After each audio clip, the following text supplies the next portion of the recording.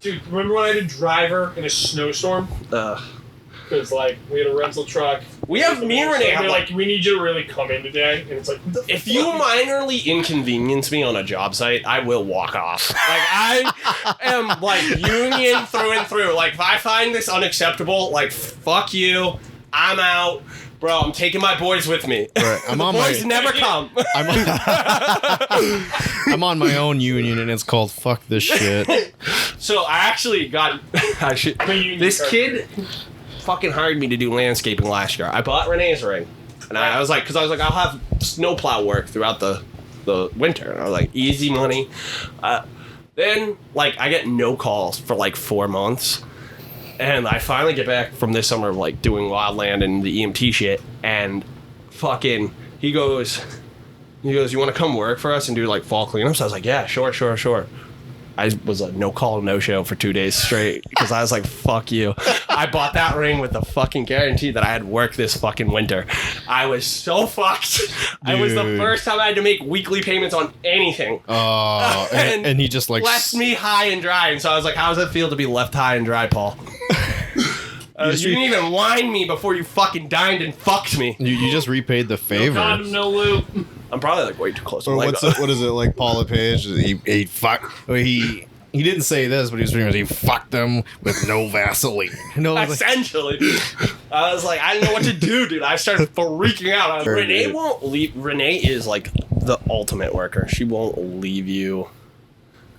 No matter what the fuck she does. She's like a very just loyal. I mean, maybe loyal is not the right word, but maybe it is. I don't fucking know. Like her parents definitely indoctrinated. My parents were definitely like, dude, if you feel like you're getting mistreated, step the fuck out. Like step the fuck out. No job is worth unless you have a kid to feed.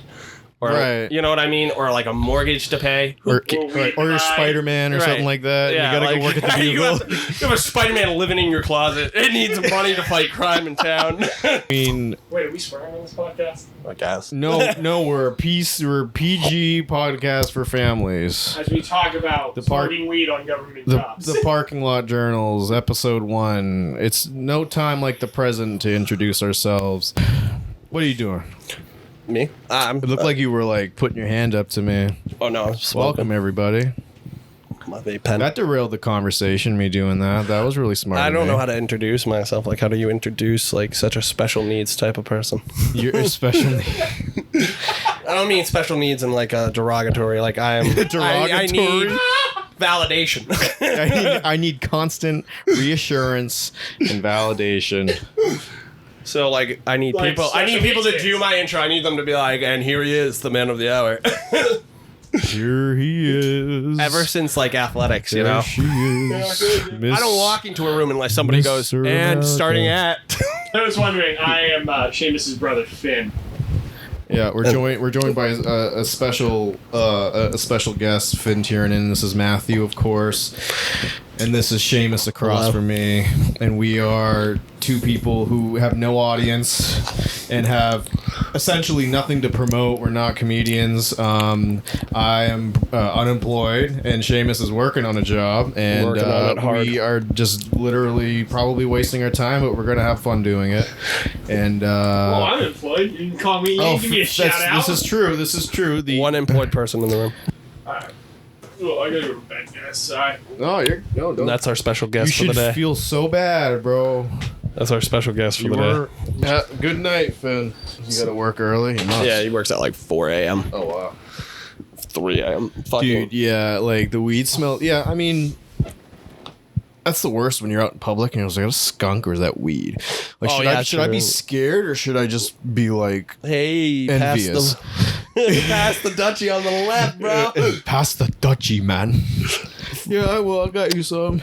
Dude, I wonder if I could get my mom to hook you up with like a little dose for your welcome back party. That's not a big deal. For everybody who doesn't know, my mom owns a dispensary. So yes, it's been very hard to stay sober. Oh, you'll figure it out. And your mom also smokes in front of you. And lets it rip. Lets it rip. Yeah, man. I don't know. Tough. What, getting sober?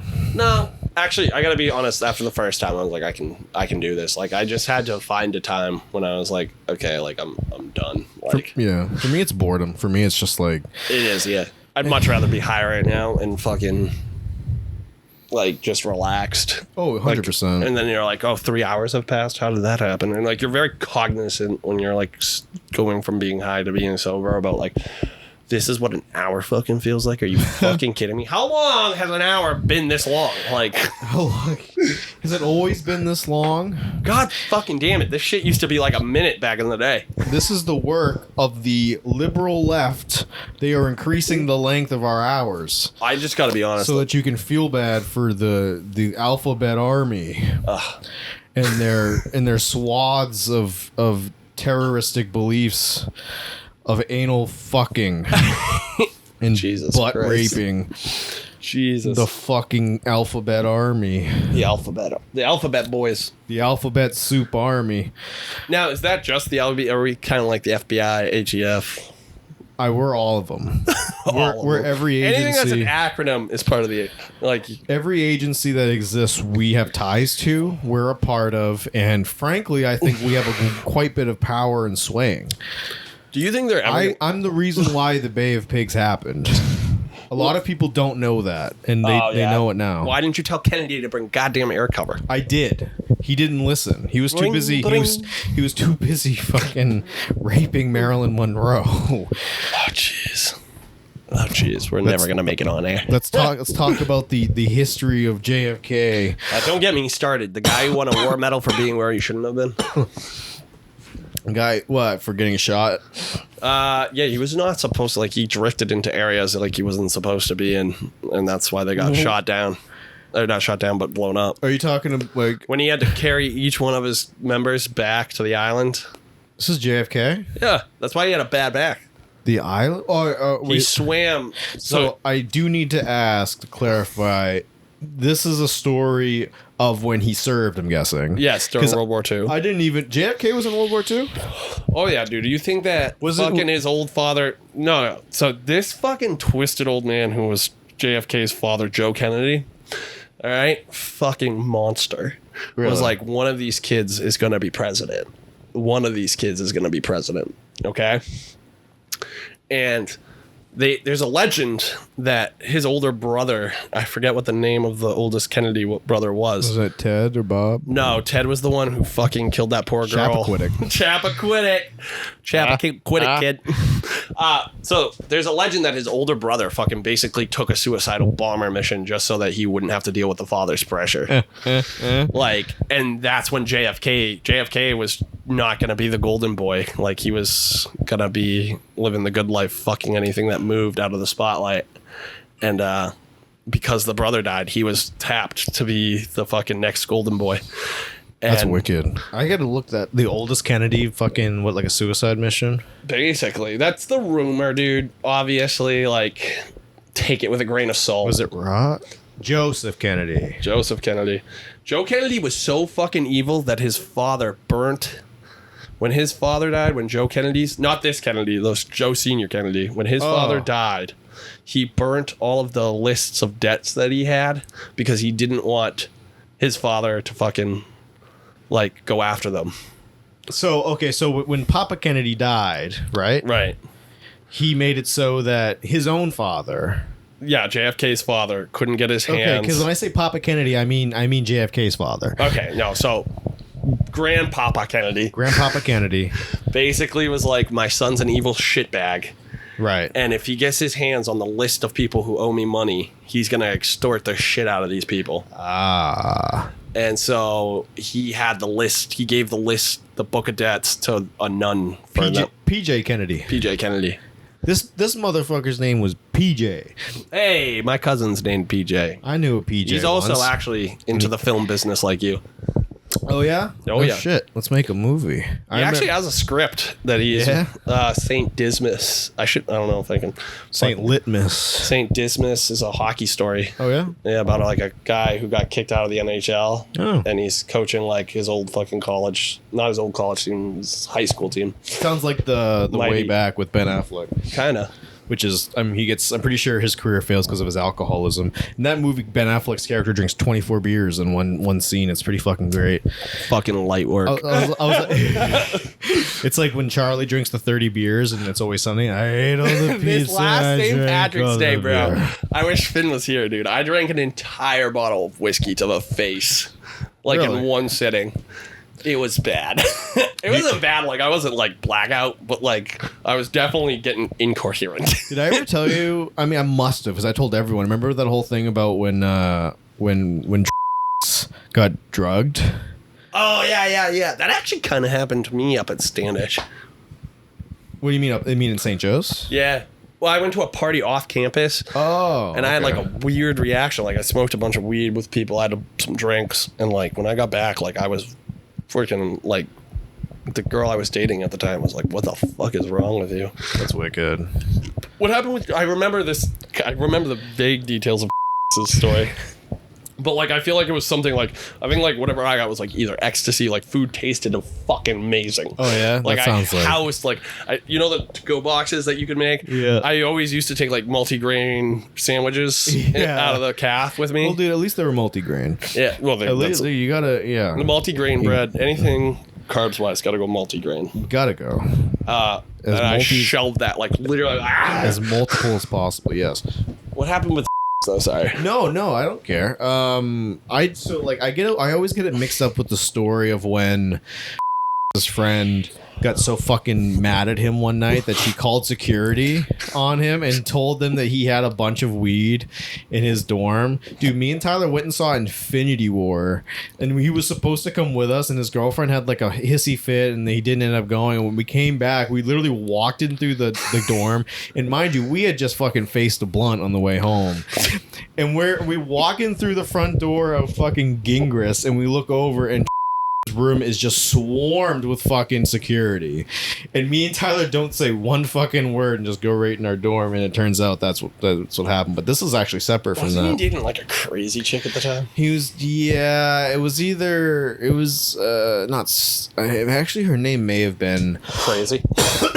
I'll believe it may have been Serenity. I can't remember. That's a fucking red flag. And it's a full blown stripper name. Obviously, Truax has never seen Wedding Crashers.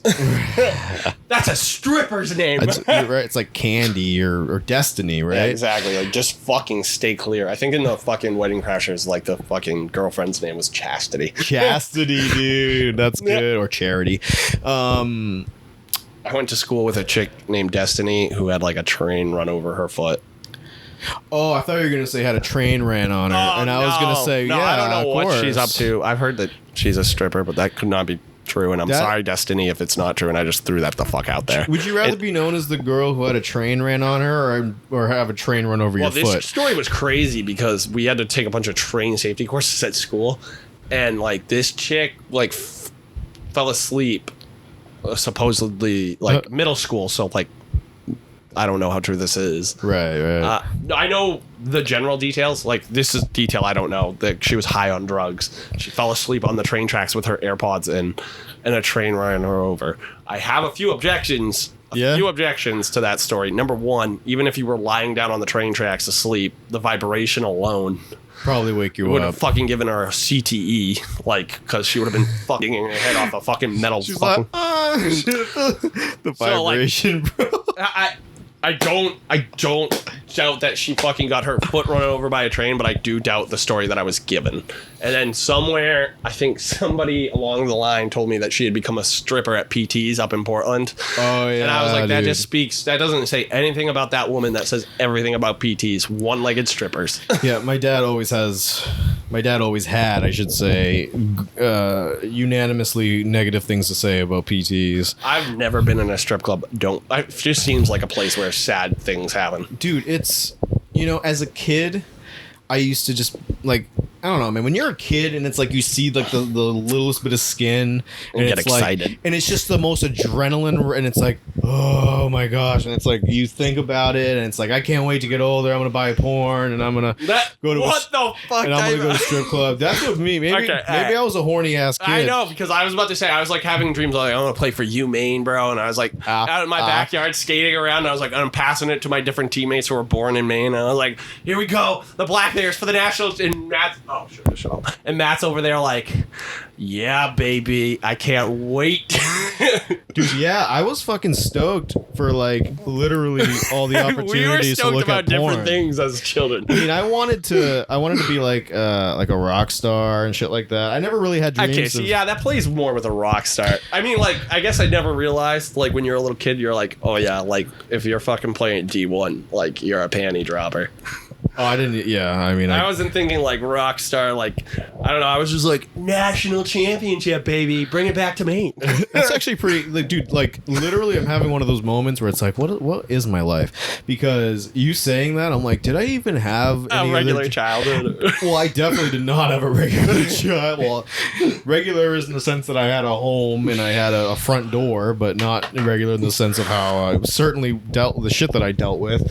Well, maybe that's just me, dude. Like, maybe I'm a Boy Scout, like, because, like, you know what I mean? Like, I grew up in a very strict Catholic household, so, like, maybe think about basically a Mormon and, like, scale it back by 10. Well, people talk about how when you're raised strict that it's, like, it makes you more rebellious, but that wasn't me, which, given, you know, my mom is pretty anti just sex in general, so it's one of those things where maybe that's what it is, but no, I was definitely, the more I think about it, I guess I was just a horny ass kid, and that was always my dream. Was like, I'm gonna go to a strip club, and women just get naked right in front of you, and they shake their tits and all this shit. And, then you, like, nowadays, dude, I'm like, dude, the smell of that room is enough to make me never want to even park. I don't even want to park my car in the parking lot. Have you been to a strip club? No. Okay, so like for me, I don't think I was ever like opposed to like.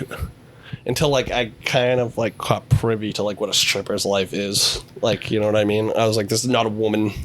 Like, no, she is a woman. You know what I mean? Like, no, this is not somebody, like, I want to fucking goggle and have kids with, or, like, you know what I mean? Like, wife up, or, like, sit, like, with Renee, like I do in, like, bed and read a story. Right. Like, this is somebody who's going through probably the worst part of their life right now. Yeah, I mean, there's two sides to it, right? There's the side where it's like where prostitutes are like, oh, I make right $50,000 a month, and it's like, but is it worth shit. your self-respect? Right. I mean, and a lot of them, you know. I mean, if you're good with it, you're good with it. Well, and that's the thing, dude. Is like, you know, I think we've demonized it, and it's like, you know, if you hate it, and I don't ever say demonize the workers, demonize the people that use them and shit like that, because, you know, there's the element of like, well, you know, they know what they're doing, they're okay with it, they're sex workers, blah blah blah. But then also, like, I feel like there's not one person that comes away from it like, yeah, that was a fun time in my life. I mean, obviously there's going to be people that do say that, and I think that you could even argue, like, you know, porn performers and shit like that are successful probably come away with more luxury than they ever even thought of before. I think Mia Khalifa's broke. Dude, she is and like, I dislike people's like, oh, that's what you get. Like, nah, dude, like, that's kind of fucked up. Like, I don't care what you do for work. Like, she got technically, like, robbed. She got, like, Aaron Rodgers. No, not Aaron Rodgers. Who's the guy? Brett Favre. Who took all the money for his fucking school in Mississippi? His family, like, took all of his money from him or something like that. Oh, no. I'm thinking of Jack Johnson, the hockey player. Who's like, That happened to Bobby Orr. Really? Yeah. Because of fucking Robert Eagleston. Oh, his agent. That was his agent, yeah. Fucking prick. But, like, Jack Johnson, the NHL, his parents, like, stole, like, all of his money from him because they like, manipulated him into letting him be the manager. And, like, Mia Khalifa married, I guess, the guy from Bang Bros. And he okay. Honestly, dude, they're all I was like, the same. what band is that? And then I was like, oh, no. I was like, I know why. I was like, is that like Rush 5 or Big Time Rush or something? And then I was like, no. Living in the limelight, we are Bang Bros. And thank you, we're Bang Bros, and thank you, Cleveland. She married him, and I guess he, started throwing her in all these pictures, quote unquote pictures, and then he was making all the money off it, and then like I don't even remember what happened, but they didn't make it. Go figure. And now she pretty much from all the porn she did, she came away broke. That's fucking sad. And it's like, it's not even one of those things where at least you can say, well, at least I'm a little comfy now. Like, she legitimately came away broke. And now, I mean, and given, I will say, I do feel bad for her. She'll post every now and then about how she'll catch herself dissociating and shit, staring at herself in the mirror, realizing that all people only know her for her sex. But then she'll be like, I'm the new Playboy bunny. Here's my ass. Like, and it's like, because for a while I followed her because she used to actually tweet about the Capitals. I remember that. Didn't she get like her boob deflated by one of those stray pucks? I think that was a rumor. I think that was not true. I hope it wasn't, and not because I want Mia Khalifa to be in pain or anything, just because I think it would be fucking hilarious. That would be, and then they would have just replaced her tit. Like, like it wasn't like, you know what I mean? Like she got hit in the head like in fever pitch, and like the EMTs had to come out there. Can you imagine? It's like one tit's just massive, the other one's just like, it's like you can see the shirt just all wrinkled, and she's like, I'll just get another one. Yeah, I just feel like the whole industry like kind of like devalues everybody involved. But like, I'm not like one of those like, oh my god, like we need to stop the porn. I just find it sad. Dude, there's definitely a need for an adult studio that pretty much, I mean, quite frankly, that doesn't treat the women performers like absolute dog shit. So we're gonna hire Tyler to start this studio. Just like in the old days, we can trust him not to touch the women. He'll turn it into a gay porno factory, and then the gays... No. We'll be in charge of the gay porn. We'll be in charge of the gay porn because he knows we won't touch them. You hear to hear, we're going to be in charge of the gay porn. Tyler's in charge of the straight porn. Yeah, and it's like, this company has the worst gay and straight porn actors ever. They don't even know what gay porn looks like. Tyler's like... We're trying our best. Tyler's got like an assistant. He's like, is this hot? I don't know. He just has like random horny teenagers following him around. Right. What does this look? Does this look good? It's like nothing's changed. Did you bust a nut to this? The only people that want to provide insight are the people that are like so into porn that they're the ones that are like, choke them and all this shit. Inverse me and Matt are like rolling around with like the biggest out of the closet people ever. Like, hey, what are you? Matt's getting weight. I'm gonna put this on a Dutch angle. Can I get some new lights? I need some new lights on this ass shot. It's gonna be like when Brian directed porn. Unreal. I need some subtext here. Like you look over and you think, maybe I should go back and finish my master's degree, and then you notice that the plumber's penis is out. You gotta have your own internal monologue that delivers the authenticity of the moment that you decide to suck a stranger's dick. The lighting in here is worse than Goon 2. What the fuck's going on? I'm like, listen, are you gay or not? Because I need something more out of you. I need to see it in your eyes. All right, guys, let's go again. All right, let's go again. This time, I want you guys to be in it. And this guy's like, my balls are blue, bro. I've heard that if you are a male actor who wants to start in porn, you got to start in gay porn. I've heard. I mean, there's a much bigger market, I think, for gay porn actors. I think women actually. Sure, you're like, I'm pretty sure women like women on women porn better than men on women. I've heard that too. I've heard that. I've more focused on the woman. Well, and it's more focused on the women, and I've heard the thing where it's like, they're actually having fun. I've heard that thing too. Like, I've heard it's like, well, they're actually happy and they're actually pleasing each other and this and that, and like, I don't think anybody in that scenario was happy. That's just me. No, probably not. I think I think it's a gamble to really estimate the happiness levels of a porno actor in the middle of getting touched by a stranger.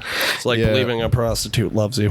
I mean, usually when I get touched by people I don't even know, I'm usually kind of like, it needs a little something. I don't know. Nothing? If like a random woman came up to me and I'm not engaged to Renee, I mean, like if they were ugly, I'd probably be like, yeah, what do you think? I actually have I don't know if I told you about that, but like I had a girl who was harassing me at St. Joe's. Oh, yeah. And I was not the fuck. She was like sending me titty pics, and she was like, she like texted me, and she's like, hey, surprise, you could do me in my butt. And I was like, hey, surprise, I don't want that offer. Like, that's gonna be a hard no for me, dog. Like, pass. And like, she would keep sending me shit, dude. And like, I remember I told like people, like adults in my life, and they were like, they thought it was funny because they were like, you're 6'5", like, why do you care? And I was like, I don't know.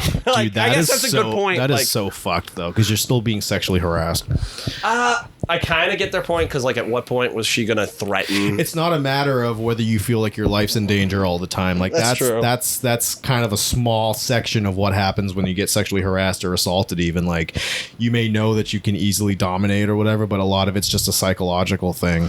Well, like, also, like once they said that though, like, I kind of psychologically, I was like, good point. I was like, I forgot about the whole fact that, like, you know what I mean, like, I can just block her and be like, what are you gonna do? Like, she's gonna show up, like, unless she shows up with a gun. You gotta, it's one of those things where digitally you block her and this and that. Physically, you know, I don't think it's always a matter of just, like I say, feeling like, oh, my life's in danger or my physical whatever. But I was in the boat with you. Like, I was like, you know, it's not really about the fact that I'm not physically in danger here. Like, I think it makes me fucking uncomfortable. She absolutely did. I was like, inappropriate. And like, then also I was like, okay, but like, not that I would do this to a woman. Like, obviously, like, I was having inappropriate conversations with women. Like, you know what I mean? No, not like I to don't. the same. No, I wasn't harassing them. Talking about consensual. Yeah, it was dirty consensual. talk? Yeah. It was consensual. But like, at the same time, I was just like, this because you're ugly is inappropriate. But if your hot friend wants to send me the same thing, we can have a different conversation. Yeah, I mean, I don't entirely see eye to eye with that. I think it's usually when that happens, it's more a matter of like, I'm just not interested in you. Yeah, I know, but it just kind of dawned me as weird. Like, well, I don't know, like, because like if I was talking to another girl at that time and she was sending me that shit, it'd be on like Donkey Kong. Like, you know what I mean? But I'm so confused, bro. What do you mean? Like, it wasn't. The anal thing was kind of fucking weird and that fucking creeped me out. But like, if it was like somebody I was interested in, like, you know what I mean? She was hitting all of the buttons. Okay, so I guess you're going from a place of okay. That's a very interesting thought. I don't know how to put it. Like, it sounds like you're saying that if you were interested in her, then that what she'd be saying would be good. Some of it, other stuff. Like, you know, I was uncomfortable even with the stuff where I was like, if this was a different person, I'd be like all over this. Like, you know what I mean? Like, yeah, I was just like, I was like, then she veered off into like fucking crazy town. Like, once she saw that like the clock was winding down, she was throwing Hail Marys and like nothing was sticking. Like, I was just swatting that shit out of the end zone. I was like, don't even think about it. Yeah, and like, I mean, I guess like the thing is, like, if it was a different girl, like, she'd be fucking punching it in from the 1 yard line, really. Like, there'd be less resistance. Well, I think it was also because you were with Renee at the time, weren't you? No. Oh, I thought that's what this whole thing was. I was like a free agent. That's why I think that's why I stopped, and I was like, kind of weird. I don't know. Like, the whole scenario was just fucking weird, and I walked away kind of feeling weird. Well, See, I'm the type, dude, even if I'm into you and like you're like, I don't know, man. It's like, I don't know. I guess I'm just like, I'm the odd man out when it comes to sex and all that, because to me it's like, shut the fuck up, don't get fucking weird with me unless I like you. Like, unless I like you, I don't want you saying dirty shit to me.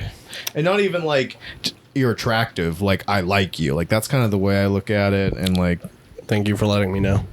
Yeah. You know, I mean, it's just, to me, I'm just the type where it's like, you know, I don't really want anything to do with you unless I give a shit about you. And I usually don't give a shit about anyone. So maybe I'm just finding that I'm asexual, which I just proved I wasn't by talking about my dreams of going to a strip club when I was 6 years old. I mean, maybe you like burnt out your fucking receptors. I burnt out my receptors. It's the dopamine shit that they talk about. That is, I mean, like, maybe I haven't like interviewed other people about it. I'm like, what did you dream of? Like, you know what I mean? When you were, maybe more kids were like, when they were 12, like, I just didn't. Well, it's like the Chris Rock bit where it's like, the Make-A-Wish Foundation, they gotta have some kids that are, everyone's like, I want to meet Shaq, I want to race in a race car, and he's like, there's gotta be at least one kid that's like, I want some big titties in my face. And I always, you're the big titty kid, dude. I 100% was always like, if I had one wish in this world, it would be that I could just pick a woman out and she'd show me her tits. And I'm saying this, and I'm like, that's so crazy. I'm like, holy fuck! I was such a horny little fucking shit. You know what's weird is that, like, I don't know, maybe it's because I was fucking short. Like, I never really thought about sex because women found me repugnant when I was short. Like, I was short until like as a kid. Yeah, I was short until like junior year of high school. Like I was like under 5 feet, and you hit your spurt and yeah, and then I suddenly mattered to women. I just like never really thought about it like that. Like, I guess, like, I don't know how to put it. Like, I just was like kind of like in my own world where like hockey and lacrosse were more important than women. Like, being with the boys, and then like. And of course, it was never about women to me. It was just about big titties. Their fucking nipples. Yeah. What was I gonna fucking say? I guess like just one day I was like, you know what? Tits. Dude. I was like, look at those tits. Like, these are nice. I like these. And then like I got actually flashed like in Portsmouth. Like, I told younger Seamus that. Like, someone I'm guessing was irrevocably drunk, right? I have no idea. She like walked by me and was like, ah! And I was like, hey! And I was like, all right. And then like, I guess, like, I don't know. I was just thinking, I was like, dude, because you were like, I wish somebody would just like pop over there. And like, that shit was like happening to me like once I hit like 6'5". I was like, what the fuck? I mean, so you were a minor when that happened? No, I was 6'2" until fucking probably the sophomore year of my college, and then I grew another 3 inches by like junior year of college. So like I went on a full 4-year growth spurt, and like then I went from like being super skinny to fucking actually growing some muscles. Yeah. And that was like, and now I'm fucking, I definitely have like that superhero arc of like, I went from being super skinny, like scrawny Steve Rogers to like I'm buff, and then like you were throwing back the to machine. Fucking Santa's body. Santa's body. You wish you had Santa's body. I know. I have Santa's body. You have the beard. I have Santa's brother-in-law's body who fucking is unemployed. And works. It doesn't work. I just said he's unemployed and fucking plays Rock Band by himself every night. Dude, this kid owns a high score on Rock Band in tokens. Oh yeah. Unless they reset it every day. My guitar here. No, they didn't, because I was still there the second time I went. I vowed the last time we went to tokens that I would never play Guitar Hero there again, though. Why? Because of the stickies. What? Sticky keys? No. If it had sticky keys, I probably would have cried and ran out. It's like, someone jizzed on the guitar. Like some fucking scene out of Arrested Development. Someone jizzed on the guitar. I don't even know what I would have done, dude. I probably would have been like, I don't know that guy. That probably been the only time I denied knowing one of you, either you or Tyler. Like, I don't know what's going on there. Fucking weirdo. He's been following us everywhere, all through town. He's been saying that everyone's coming on everything. Someone just on the guitar. So why won't you play? I can't, dude. I played it with Jill that time, and she was like, "Let's play Paranoid by Black Sabbath," and I was like, "Okay." And like that song is largely like a rhythm song, and it's like. It's so cute that Tokens is like, yeah, you can play Guitar Hero. That's fucking awesome. But we're also going to play our own music louder than the Guitar Hero music. So if you need to listen to the rhythm, and I think it's just, I take myself too fucking seriously, I guess. Where it's like I gotta out here like on a PGA tour. I gotta listen to the fucking rhythm. I gotta listen to the rhythm. Also, I was like, I can't I think that is part. I don't want a girl to think I'm bad at Guitar Hero, which is like, I wonder what's worse: a girl thinking that you're amazing at Guitar Hero, or a terrible girl thinking that you're terrible. It's like either way, I think it's like I'm terrible at Guitar Hero. It's like it's either she thinks I have no talent or she thinks I have no life. What is it? I want everybody to know if the game isn't NHL or 2K, I probably suck at it. Like Call of Duty, I'm probably mid. Dude, or strategy games. I do go right at strategy games. I was good at COD until I started smoking weed, and then I started smoking weed, and then my reaction time went to shit. No, I got better at COD because when I was fucking young, I would like chuck the controller like if the game made me mad. Like, so I could only play NHL because there was like one kid on campus. There was only one kid on campus who could beat me at NHL. And we would play like, and he'd only beat me like, say we played like 30 times. It'd probably be like 20 to 10, 20 to 15. Wow. So like fucking, we would spend, this was my favorite college memory, to be honest, probably before meeting you and Tyler, is we would spend all night watching the NHL playoffs together, me and this kid from Massachusetts. And then we would fucking go start up my roommate's Xbox while he was asleep, like across from us. Like, you'd be like from where me and you are. And we'd start playing NHL. We would be playing like 30 games a fucking night. Oh, wow. And then we would do randoms and 3 randoms and a fucking do or die. And like shit would get heated, and like one fucking day, like my roommate woke up and he just shut the fucking PlayStation off. He said, "You guys have a fucking problem. You haven't slept in like 3 days." And I haven't either because you kept me up. Yeah, I know. Well, at least I wasn't masturbating. Like, could you imagine? Like, that's got to be 100 times better than what that other kid woke up to. Oh my fucking word, dude. And he would fucking rag. He could see how pissed I would get when I lost. Like, I fucking hate to lose. I hate, like that Shorzy fucking quote, I fucking hate to lose more than I like to win. Oh, word, yeah. Like, you know what I mean? Like, fucking, like I said, like, set your grandma on fire to win type shit. Like, you know? Like, I fucking don't care. Like, I just want to win. And, like, he would fucking just be like fucking trolling me. And like, this was like when trolling. Was this the buddy or your roommate that was asleep? My buddy. Oh, like, he'd start trolling me because like that had just started kind of coming in. Trolling. And like, I would like push him down the fucking hallway, dude. I would push him down the hallway because like it's Norwich, like fucking everything's like an arm wrestling match. Right. Be like fucking shoving him up the stairs. I'd be like, you get your fucking fat ass to fucking bed. I'm gonna kick your ass tomorrow in PT. Like, unreal. Shit would get like intense. That's the only problem I have with like a lot of modern games. Like, I don't know, man. Like, I never really, I mean, I liked gym class, but I was never really the best at gym class with anything. I mean, you know, some sports you're better at than others, obviously, but like, I mean, I like, you know, and kids are pieces of shit usually, and I'm quite frankly, I think the kids who are pieces of shit in gym class, you just stay pieces of shit about stuff like that, and if you're not competing at the same level they are, they just fucking take it so they're like they think it's like a heinous crime that you're not. Me and you would not be great gym partners. I bet not. No, I'm just kidding. No, I mean, I agree. I mean, it's a wonder that, I mean, quite frankly, it's a wonder that we are friends, because we are kind of in a lot of ways opposites, and maybe that's why we are friends. But, you know, I was always the scapegoat. Like, it was always Matt can't catch, or Matt didn't throw it hard enough, or this and that, blah, blah, blah. Matt didn't goal good enough. So when I, you know, I have good games at Chell, and I used to be really good at COD. I mean, I used to be, you know, I used to beat my friends all the time in COD, but it was just one of those things.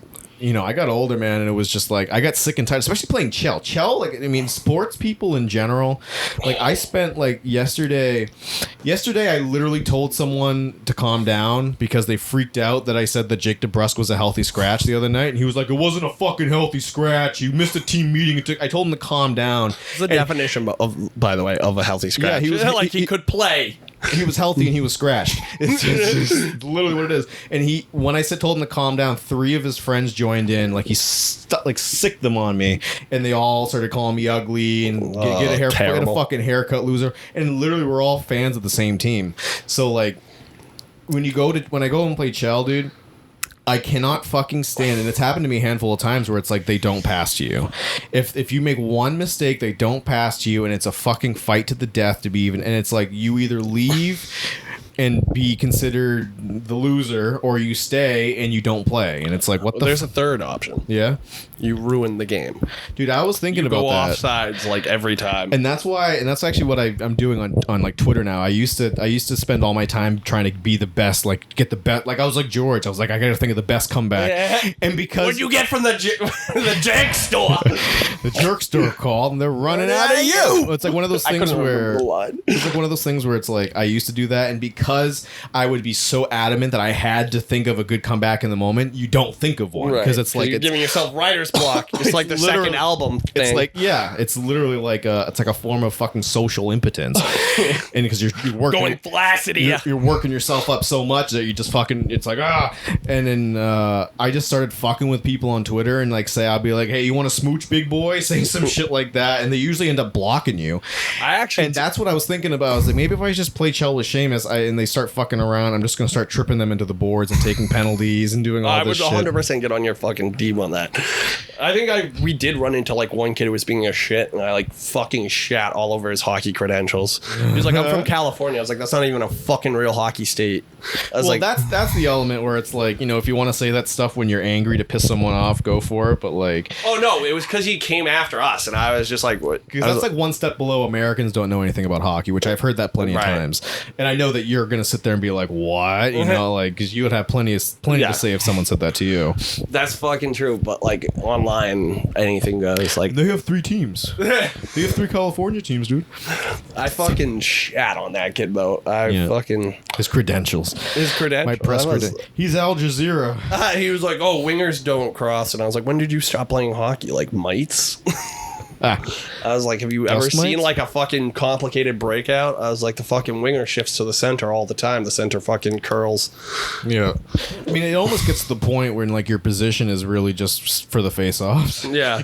And then after like especially nowadays where like every defenseman jumps up in the play, it's like you might as well just like it's just for the face-off. They do. They get really intense about Chell. I got fucking there's a hole in the wall because at one point I was like fucking top 15 in the world for goalie and fucking things started slipping away from me. Oh, really? Yeah, and I fucking lost it. I was like fucking doing really well. Like I was like in a bunch of leagues and shit. And I was like getting drafted to different teams. Yeah. And like, dude, I feel like just people. It's like it gets to the point, you know, where it's like, dude, like you're never going to be a professional hockey player. Yeah. So why are you like? I don't fucking know. I mean, I guess this is. I don't know. I don't know because that's like. I don't know. I was going through a hard time in my life, and I was just like, I'm actually. Oh no, I'm not talking about you. Oh, why people get so intense? No. I would never sit here and say that to you. No. I never took it out on when I was top 15. I never took it out on anybody except for like one fucking team that left me out to dry. But like, I would get fucking mad at myself. Like, and I don't think anybody was like even calling me shit. Like maybe 2 or 3 kids like as a joke, like that I was playing with, like when I had a bad game, but like it was just getting to me. Like it was like getting to me like a real sport. I had to stop myself and be like, this is a fucking video game. What the fuck is wrong with you? People take it incredibly seriously, and quite frankly, it gets to the point where it's evident that that's the only thing they look forward to. And even if you're on your, it's like, I don't know, man. It's tough. So I think I have been approaching it incorrectly. So I think that's what you say is the perfect thing to do. Oh yeah. Which is just to fuck with them.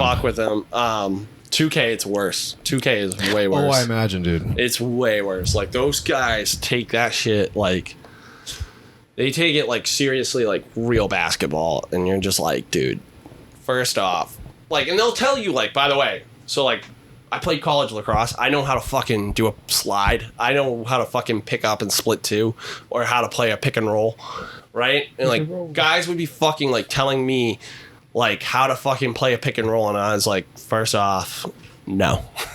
No. I was like, get out of here with your bullshit. I know like, what they do. They'd be like, everything's a switch on a pick and roll. Everything's only a switch on a pick and roll if that's what's in the game plan. Right. A pick and roll can be a double. A pick and roll can be like, hey, go through, whatever. NHL, people are rude, but like they're not as rude. Yeah, I mean, and that's, you know, I have no interest in playing 2K or even Madden or anything like that. And I'm sure if you go and play like on the shows, you know, it's probably just, you sir, whippersnapper, because they're all fucking. I actually do play the show, I'm not going to lie. Dude, this shit, no, I mean like online, but like the show is a good game. It is, actually. I actually think that like a lot of the sports games could take like fucking the workings of like the career mode. Yeah. Into like NHL.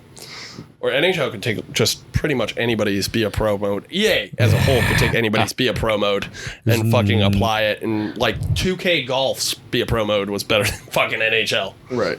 There's nothing funnier than the fucking career mode in NHL. You're getting text from the coach, like, on the bench. Like, right. It's that, and then it's like, you'll get an interruption, you're at practice, and then the fucking guy will come out and be like, hey, just letting you know that, we got the stuff, and it's like, what the fuck are you talking about? Teammates, dude, your captain will be like, how about you get a hat trick next game? Yeah, it's I know. It's like we're going up against the top team in the league, and it's like if you fail, and then you lose. So what do you set your Be a Pro settings to? Like hard?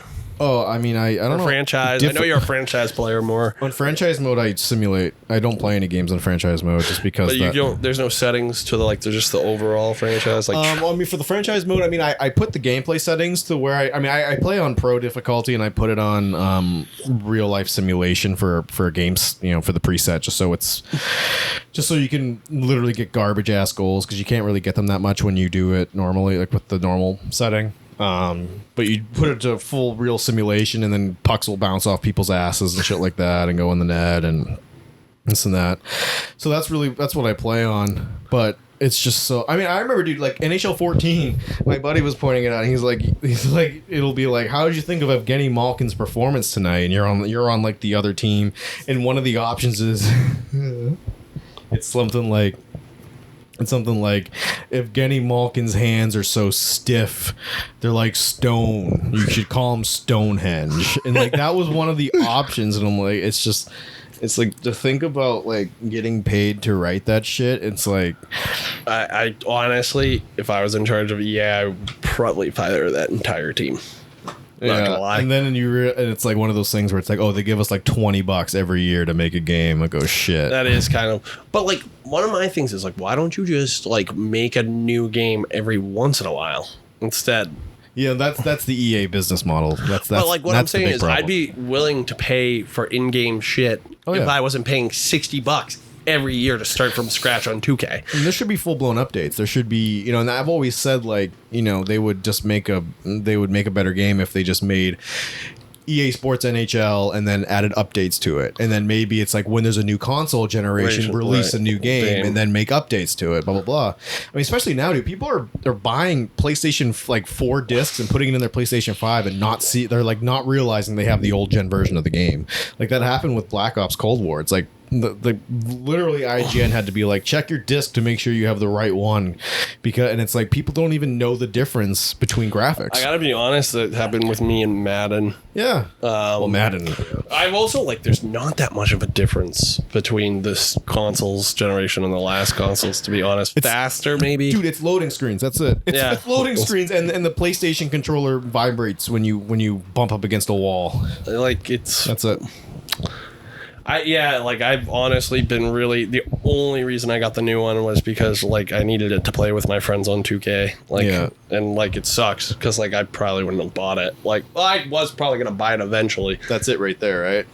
That's the old one. Oh, it's the old one. Okay. Yeah, and then the new one's downstairs. I just keep that one around just for the fucking. Well, you might as well. Yeah, you never know when you'll want to play a game that came out 15 years ago. I still play some Xbox 360 games. I thought I franchise mode in NCAA 14 or 13 was way better than anything we got now. I was going to say you could probably do backwards compatibility, but if it's an NCAA game, it's probably not available. That's what I'm most excited about for the new gen is that NCAA. Yeah, they're rebooting that, right? Yeah. It's always good. And the only hesitation I have is that fucking EA's. I hate EA now. I can't stand them. Can't stand them. Can't stand you. Can't stand you. Dude, no. Yeah, I mean, do you just like the sports games, you mean? I never could get into Rainbow Siege 6. I always thought the fucking difficulty was way too fucking hard. Is that the one where it's it's supposed to be super realistic? It's super co-op-y and it's pretty much just breach and clear missions. Yep. Yeah. And it's not even co-op-y. It's versus, but it's 6v6 and it's really team oriented. Right. And on top of that, it breeds nothing but toxicity. Yeah, a whole lot of what the fuck's the matter with you? And the F slurs flying, and I just think that it was just a pain. And I hate when video games is this is so realistic. Okay, so it's realistic that somebody who literally fires this weapon every day looks like fucking a child trying to hold a weapon. Like, he's going up and fucking down. Like, Jesus fucking Christ, dude. I know fucking Hicks who lived next door who could shoot better with this fucking weapon than the supposed SAS fucking operator. That's how I feel about like Dark Souls and It's like where it's that's hard. not even realistic. I should dial that back. Yeah, I mean like I had to stop playing the Star Wars Jedi games because I just couldn't stand, it's like, well, first off, and quite frankly, dude, like a big chunk of my problem is input lag. Oh, So okay. like I'd hit block and he wouldn't block, but it's like one of drives you nuts. Makes you want to punch a fat kid in Kmart. it makes me want to throw my fucking controller, and that's not even partially the game's fault, but to me it's so fucking stupid to have a checkpoint and then everyone respawns after that. And it's like, So I heard UFC actually, they had a problem with like input lag. I didn't really notice it in 4, but I have noticed it that I downloaded a bunch of the trials for EA. That's what I'm gonna do every year now before I decide to buy a fucking game. Like, so I have the UFC 5 and I was playing it before you got here. So I guess they put it up to 60 FPS. yeah. And it really helped the input lag. Yeah, they talk about if you lock the frame rate at 60 FPS, then it's supposed to really dumb down not dumb it down, but it's supposed to fix essentially the input lag. There's, a lot of TVs have like a game setting, like for picture settings. Mine does that, but whenever I put it on that, the game just looks like shit. So I should probably consider just doing that instead. I mean, I was also the type that loved motion smoothing on TVs. And then I guess that's not, I mean, this is, I guess, apples and oranges because I'm talking about performance versus legitimate looks, but I was always the type that was like, motion smoothing, this looks better, even though people say that the filmmakers want it to be not like that. I don't fucking know. I mean, I play Rock Band every night, dude, and that is the king of, like, you have to spend the first 2 nights playing that game getting the calibration correctly. Really? Because if you don't, you're just strumming and you're not fucking hitting the notes, and you got to figure out where the hitbox is. Anytime we went beyond beginner on, I would fall apart. Well, the only reason why is because, I don't know, maybe kind of tying back to my whole Rockstar bullshit back when I was a kid. It's like where most people kind of like escaping into the world of like being a pro athlete for 3 to 4 hours a night. It's like, to me, it's like I love playing I love like playing a guitar solo or playing a fucking great song on Guitar Hero or Rock Band and doing really well, and it's like it makes you feel I would say it's like more a guitarist. I like that about Red Dead. Red Dead's so good. Red Dead It's makes so me feel fucking like good. a cowboy, and then Assassin's Creed Black Flag made me feel like a pirate. I never played it. It's amazing. I got the game for free, and I never installed it. I never played. It was the sea shanties alone make that game. Yeah, dude. I mean, there's something about That's Assassin's where this Creed. whole thing comes from. Like, the resurgence of the sea shanties is because everybody played Black Flag. Okay, there's a resurgence of sea shanties. You didn't realize? What the fuck is it? Okay, I gotta ask, what is a sea shanty? What do you do with a drunken sailor? What do you do with a it's drunken fucking sailor? song. Okay, because I'm legitimate like thinking of like where Aquaman goes to drink and shit like on the yeah, it's a sea shanty. Fuck you, Exxon! Fuck you, Exxon. So a sea shanty. A sea shanty's a By the she short. yes, is like a fucking song, right? Yeah. They would Okay. be like a work song, like the right, so like they could keep time while they with were pulling ropes, like the railroad people and the slaves and all that shit. Yep, like marching tune. Yeah, like Paul Dano and 12 Years a Slave. Yep. Oh my god, yeah, you know that you just came up with that on the spot. They asked them to just. I'm the one that told you that. Because he was like, I had such difficulty playing the Riddler. I couldn't sleep at night. Yeah, And then it's just like came 12 up Years with- a Slave. He's like, run and would run, you dumb men word. Like all this shit. And it's like, dude. I would think that he would have had more problems with There Will Be Blood. That thing was gruesome. There, with the Daniel Day-Lewis movie? Oh. That to me is always will be. I couldn't love that movie. Why? I just thought it went nowhere. Like, I guess. well, I mean, Paul Thomas Anderson movies, like sometimes they just go nowhere, and sometimes they Like go Wes somewhere. Anderson. Yeah, Wes Anderson, I feel like in some way, shape, or form, I don't know. Like you look at No big character changes in the one I watched, at least. Like, right. I loved Isle of Dogs is one of the greatest movies I've ever seen, and it's a Wes Anderson movie. That being said, I only love it as much as I do because I love dogs. And I would say there's a lot of big arcs in that one, and there's arcs in the Royal Tenenbaums and Darjeeling Limited and all that shit. I mean, I don't like Boogie Nights, you know, but I like Hard Eight, which is a Paul Thomas Anderson movie. I love Punch Drunk Love. He did fucking Magnolia, which is like 3 hours long, where the frogs fall from the sky. Like, you know, those are all great movies. And then, like, to me, There Will Be Blood is like, it's, I know what it's about. I know what they're, you know, going on about. Toxic masculinity. He's a bully, this and that, blah, blah, blah. But then it's not a bully, dude. That guy's a psychopath. Oh, he is a psychopath. But it's just kind of, I mean, maybe, I don't know. Maybe I was really fucked up when I watched it because I don't remember much about it. But didn't he, like, abandon his son at one point? Dude, that's not even his son. Oh, yeah. See, there we go. Maybe I should watch it again. He used that kid as a prop. And then he went, like, deaf. And he was like, use your real voice. He was so good at that. That's why I love it. Oh, he's fantastic. I mean, he's fantastic at everything. I drink your milkshake. Doesn't he kill Paul Dano at the end? Yeah, he does. With a fucking goddamn bowling pin. He, like, beats him. Pin? Yeah, he beats him to death. Because the last line is, and he shoots like some random dude too. Oh yeah, he does like a lot of fucked up shit. That reminds me of fucking Jackie Brown. You ever seen Jackie Brown, the Quentin Tarantino movie? No. There's a moment in that movie where someone just gets shot, and it's like it just absolutely comes out of fucking nowhere. I'll leave it ambiguous in case you want to watch it, because it's pretty. It's not his best, but it's pretty good. Even though Tarantino is not a great guy, I guess. But I just watched. While I was in Ireland one night, I watched fucking, what the fuck is it called, dude? His big one. His fucking Pulp. I watched Pulp Fiction, yeah. First time? Oh, wow. It was amazing. This year? Yeah. Wow. It was amazing. It was a great movie, right? Yeah. I don't know why I was like hesitant to watch it. I'm not usually like the biggest Tarantino fan. Like, I see his value. Like, I'm not like, I don't get what. But like, man, I make crazy movies, man. Like, they are kind of nuts. Get your feet right up on the chair. I want to see your feet. I know, like, everybody and their mom says this, like, on the, like, Christians, they are, like, just a little too graphic for me. Like, you know? Yeah, I think, respect to those who want to watch it, just, like, not my cup of tea. I'm trying to think.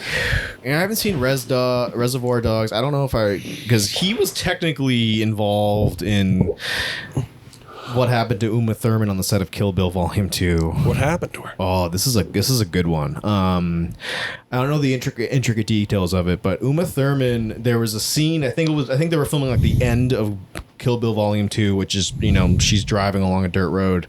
The car they had set up for the scene, Uma Thurman, I guess, had test driven it and was like, yo, this fucking, like, and he wanted her to do the stunt. And Uma Thurman was like, yo, this car is janky. It's this and that, blah, blah, blah. I can feel it falling apart. And Tarantino was like, you know, I just do this. You know, it's not going to be a big deal. You know, there's going to be a lot of people around. I'm going to promise you there's going to be an ambulance on site, all this shit. So he, long story short, convinces her to do it with the help of Harvey Weinstein. Oh, Jesus who, by Christ. the way, she was one of his rape victims. Jesus. And they talked her into it, promised her there'd be an ambulance on set. There was no ambulance on set. She showed up, threw a hissy fit. They threatened to do this. They threatened to ruin her career. And from what I've gathered, that was mostly Weinstein, and Tarantino was mostly like, you know, come on, let's just do it, come on. And she did it, and she almost died.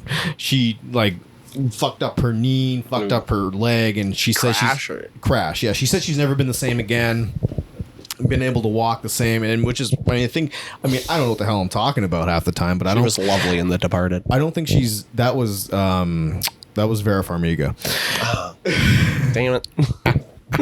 As the psychiatrist. Vera Farmiga is a talented actress as well. I think she was Uma Thurman. They're pasty white women with straw blonde hair. Yeah. Pretty much. Vera Farmiga has saucer eyes, and Uma Thurman is, I don't know. I've never found Uma Thurman very attractive, but that's beside the point, Matthew. Fuck off. She got in an accident, and then she was like, I know you have it on footage. like, give me the fucking video. I'm gonna sue Miramax. I'm gonna sue Weinstein. And Tarantino was like, yeah, we're gonna get you the video. I promise we're gonna get you the video. They never got her the video. And without the evidence, there was no one to say that it happened. And the crew shut right up during the whole thing. So she was left high and dry by Tarantino. And she refused to work for him for years after that. And I guess they worked together again at some point. I don't remember when, because I can't think of any movie he's done where she was in it. But that was pretty much how, I mean, it's fucking weird talking about, I don't know. You know that he like defends Roman Polanski on like the Howard show. I'm pretty sure. I'm pretty right. I think that may be half the reason why I kind of stopped watching Tarantino. He's like, that teenager was a wild teenager. Oh, dude, I remember that shit. And I remember he did say at one point that that was a mistake, which it's so funny how people go on Howard Stern, say outlandish shit, and then they have to apologize. Howard Stern's kind of a piece of shit, dude. I fucking hate. Dude, even... No, I hate Howard Stern, and I mean, a lot of people who worked for him hate him too. Like, Artie Lang even came out and said, yeah, he's a fucking asshole. He, like, denied an intern, like, leave to go be with his sick mother before she died. Oh. I only know this because I, like, watched a thing about, like, a feud between him and Joe Rogan. Yeah, dude, and like how Joe Rogan became like the new Howard Stern. Like, you know how like people are like, you can't say that on radio, and like Joe Rogan's kind of like that with this podcast. Yeah. The only problem is that Joe Rogan doesn't care about how big someone's dick is. Right. Like Howard Stern's like, how big's your penis? You know, how is sex with such and so? He like set up Joe Rogan. Like he brought this fucking chick he had like a one night stand with, and apparently they had like a son, but like they didn't really have a son. Like he was. I would have fucking decked him. I would have been like, yo, what the fuck? You don't bring that shit on the air, dude. Yeah, I mean, yeah, that's definitely, this isn't Jerry Springer, you know? Yeah.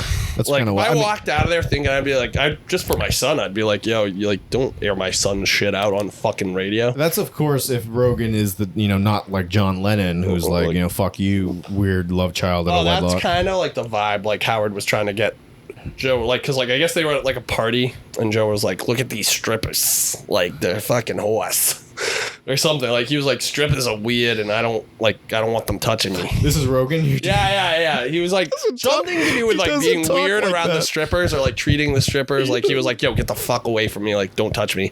Like, and like Howard's like, oh, so you fucking hate strippers.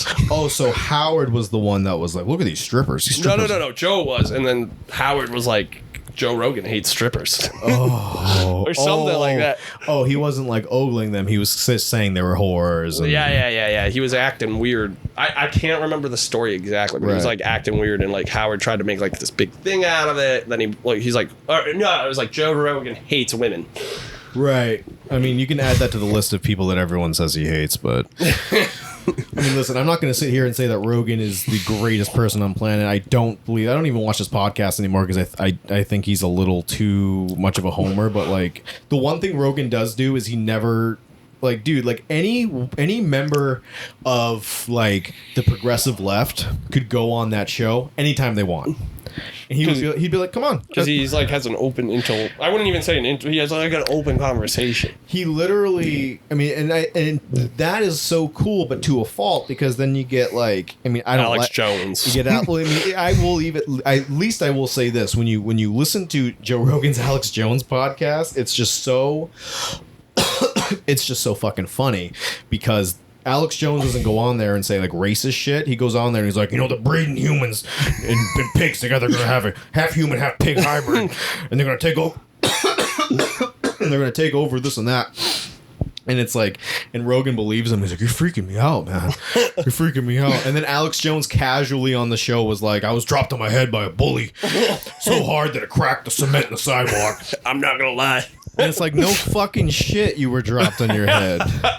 Alex Jones. I like, dude, like I watched one with, I don't watch his podcast. I like watch clips, or like I'll watch somebody like do a review on it. Yeah.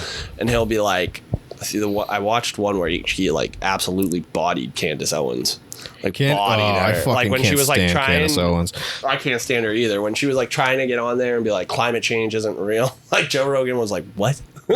Are you stupid? Like, and that's the shit, dude, that a lot of people listen to one source, and it's usually the most. And listen, like I'm not I'm not a conservative. I'm not a moderate. I have always aligned myself very to the left, but like, there's something so pathetic about the way that they're like, you know, this guy does one thing wrong. Well, we're just gonna bank on everything. Like Joe believes in science. Like he believes in climate change and all that shit. Neil deGrasse Tyson on his goddamn show all the time. Right. Which, given Neil deGrasse Tyson, a lot of what he says is just like, I didn't ask that, but okay.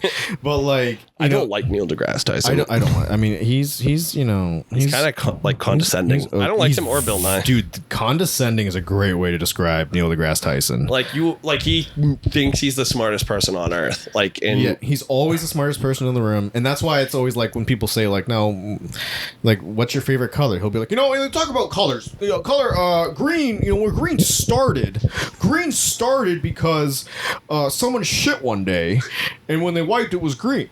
I bet you we could they made it green. And that's why green is a very joyous color. Yeah. And it's like, dude, okay.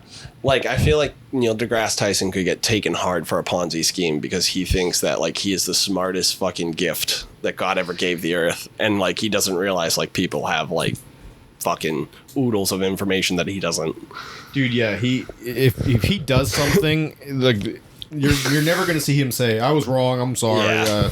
I don't think I've actually, I haven't come across a clip where he says like, oh, right. Of course, you know, what does he have to be wrong about? Who knows? Who really cares? I mean, he did that thing where he was like, when like, I think it was whatever mass shooting happened, I think it was the Vegas shooting, and he was like, more people die from the flu every year than from mass shootings. It was like, dude, this is literally one of those things. This is like, yeah, dude, what was it, like it was like right after the thing. Like this is for like later discussions. Like 12 hours after the first bullet was fired. Yeah, and he was this is for like Congress, like not for you. This is for literally like this is a fact you read and you're like, that's cool, or that's not the point of the moment. That's wacky, and then you move on. It's like something Uberfax posts on Twitter, dude.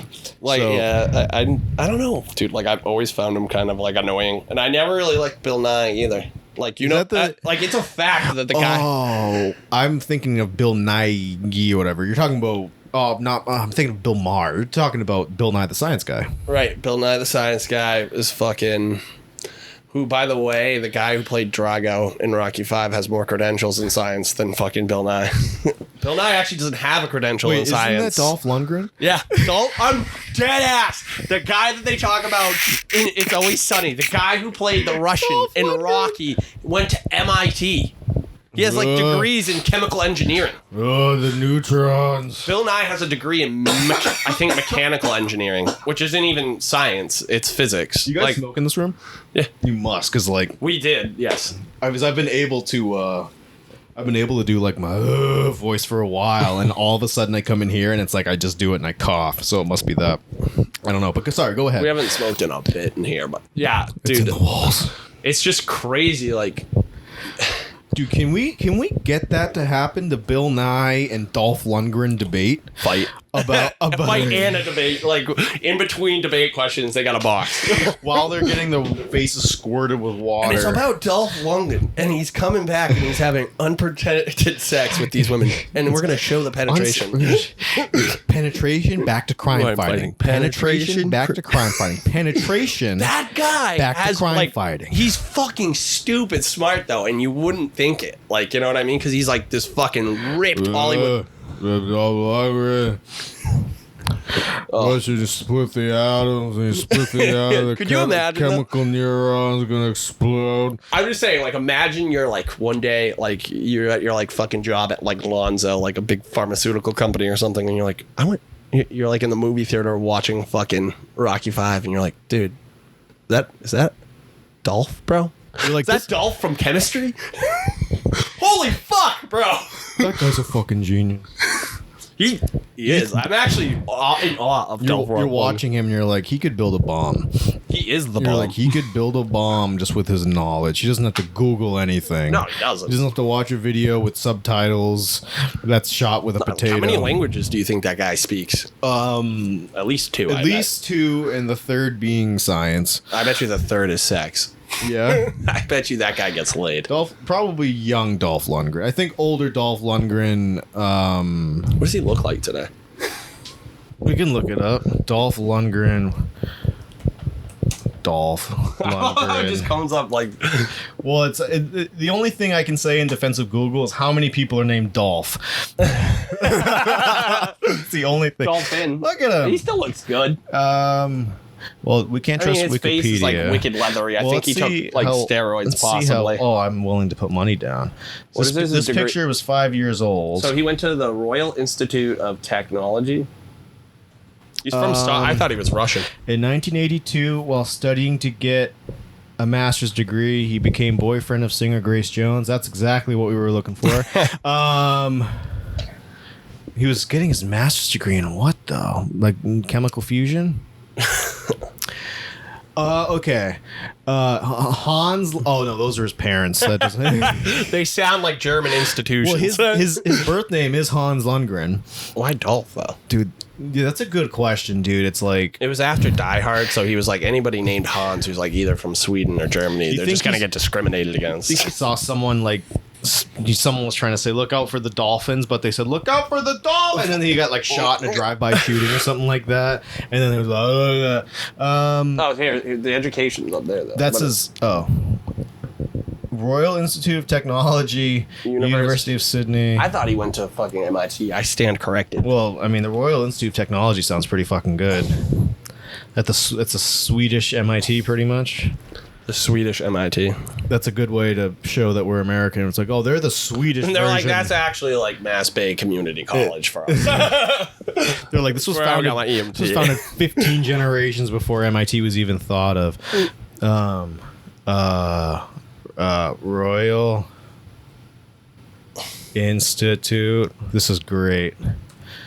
See if there's like this guy is on the set with like idiots like Van Damme. I was just looking at the Expendables cast last night. He enrolled at the Royal Institute of Technology in Stockholm with a degree in chemical engineering. That's a fucking difficult degree. That's a fucking tough ass degree. So when you go to bed at night, anyone who's listening, just keep in mind that Dolph Lundgren is smarter than you. He's probably one of the smarter people in Hollywood, like with that lady who hosts Jeopardy from The Big Bang Theory. Oh, what? Yeah, Mayim Bialik, whatever. She's like a neuro fucking... She is? She's a neurobiologist. Really? Yeah. Yeah. Oh, she's I thought she was just Blossom. Yeah, I thought she was just Blossom. Oh, she was just Blossom. No, dude, she's fucking the only person on The Big Bang Theory that actually could be smart. Like, yeah. Yeah. I hate with a passion The Big Bang Theory. Yeah, it's not a funny show. I don't like it. Don't tell my mother. No, your mom likes it, doesn't she? She loves it. Yeah. Loves it. And I can't stand it. Like, because, like, my brother had autism, and if he treated people like that, I was going to kick his ass. Right. Because, I mean, Jim Parsons is a good performer. And same with the other guy. I think it's Simon Helberg, the guy with the fucking the hair, man. Like, they're good performers, but, like, I'm not laughing at that show. Yeah. Young Sheldon was all right. Really? Yeah, it was. I actually liked it much better than The Big Bang Theory. I like don't want to touch it. I know Pondy's in it though. From It's Always Sunny. The performances are good. It's definitely like, remember what you were telling me about Ted Lasso? I was like very bubbly and feel good. Yeah. Yeah.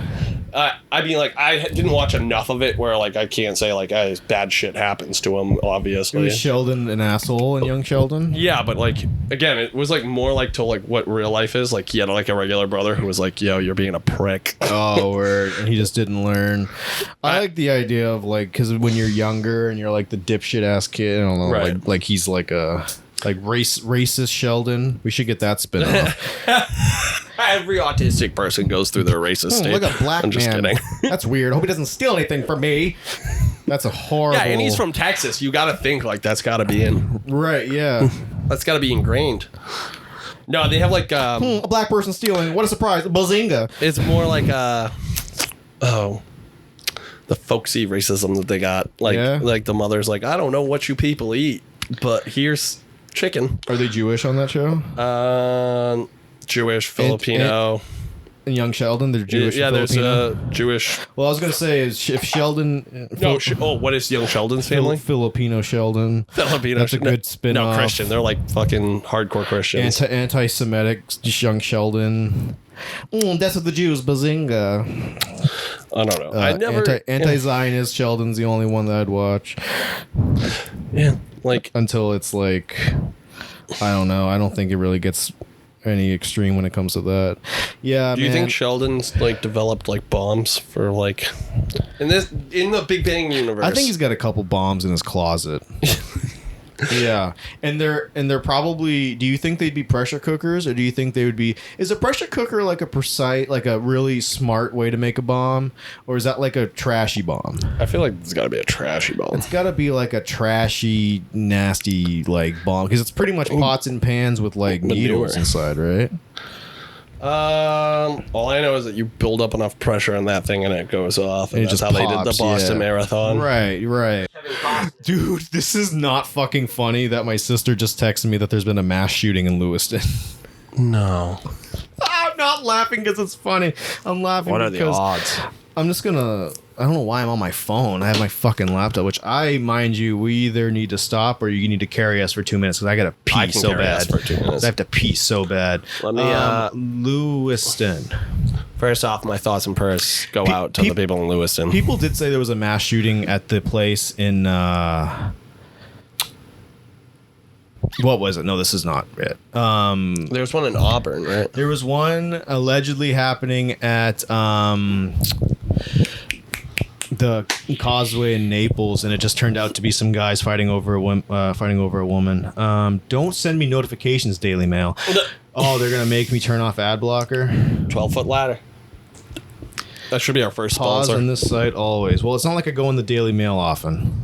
Active shooter situation with multiple injuries at multiple locations in Lewiston. I cannot wait for them to blame it on Palestinians.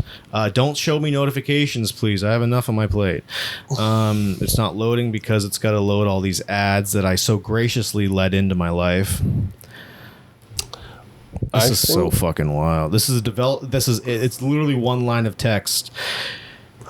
We're definitely going to have to cut the Boston Strong thing. Police are responding to a mass casualty event in Lewiston, Maine after a suspect armed with a long rifle opened fire at 2 locations. This is a developing story with more to follow. A long rifle opened fire at 2 locations. I feel for the victims. You like, know I'm not what? dismissing the pain he caused. I'm just saying. I call bullshit. No active shooter? I think... I can't come up with a joke. I gotta go pee so bad. Please. Lewiston is wild. That's why we call it the Dirty Lou. And that's what I'm going to be going on about while Matt takes his piss break. Where's the nearest bathroom? Downstairs. That one at the front of the house? No. It would be... They're all downstairs on the left. Yeah, well, the one directly below you, it's going to be like right across from the stairway. When you say... so it's on the second floor. Yeah. Okay. And so we're going to be talking about the Dirty Lou here and why we call it the Dirty Lou. Mostly because it was a factory town. We have been recording for nearly 3 hours, by the way. We're doing good. It's a factory town. Fun fact, the KKK in Maine didn't start to intimidate black people in Maine. It was started to intimidate the growing number of immigrants from the French Canadian regions of Canada and, of course, Ireland.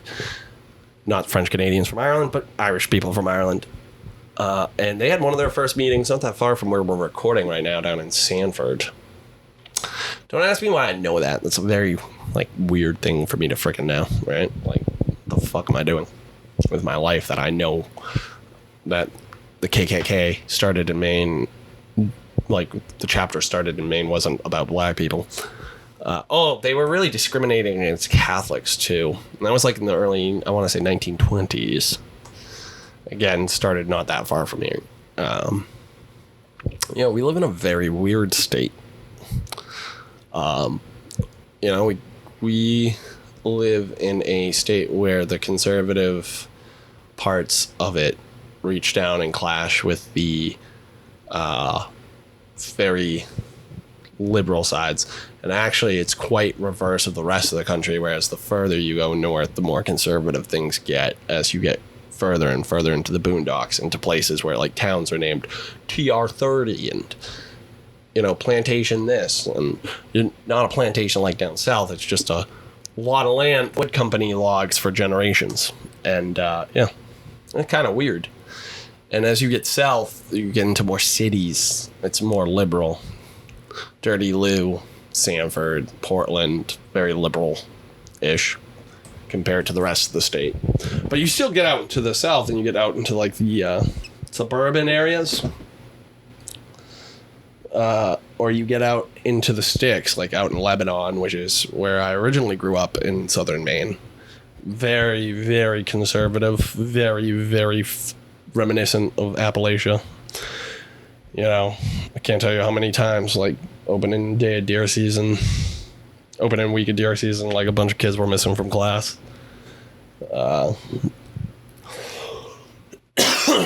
And I think it honestly makes our state a better place because it keeps us cognizant of two ideas of what people want life to be like, and we have to compromise.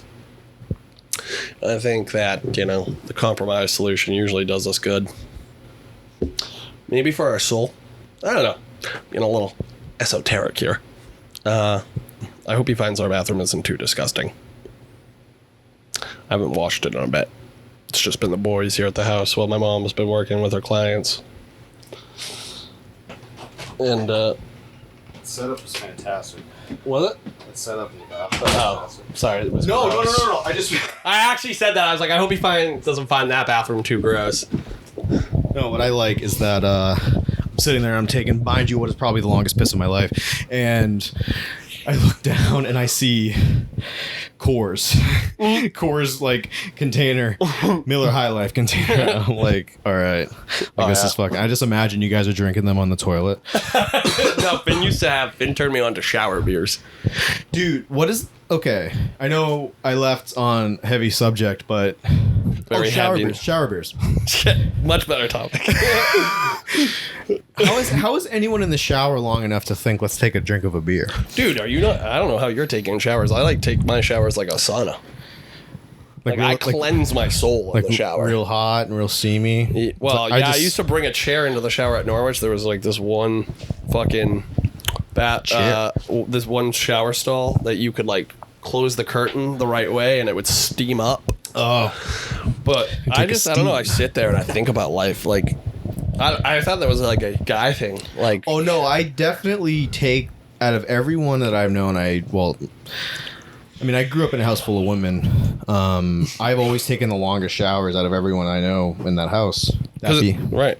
That being said, usually the last thing I want to do is be in that shower. Isn't that weird? Like, yeah. This used to be a meme. Like, you didn't want to get into the shower, but once you're into the shower, you don't want to get off the shower. To an extent, even when I'm in the shower, I mean, it's nice in the waters, but it's like I'm always kind of wishing I wasn't in the shower at the same time. And then I hear about shower beers, and I'm like, I don't get it at all.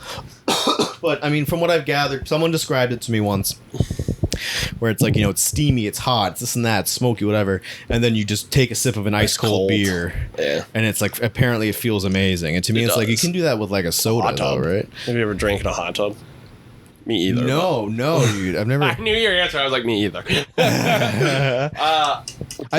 You've been in a hot tub. Yeah. There used to be a hot tub up, and we used to go to a tournament every year for hockey that had a hot tub, and then like we would like roll around in the snow and like jump into the hot we would jump out of the hot tub, be steaming, right? Because the hot tub's outside, right? Roll around in the snow, fucking jump back into the hot tub.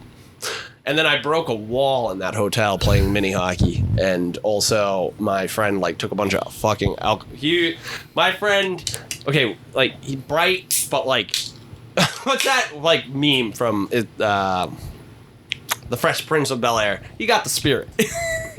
He took like a bunch of fucking Captain Morgans. Like I put my knee through this wall, it was bleeding everywhere. He took a bunch of Captain Morgans and poured it on it. He's like, the alcohol will disinfect it. And one of the hockey parents was like, not quite, moron.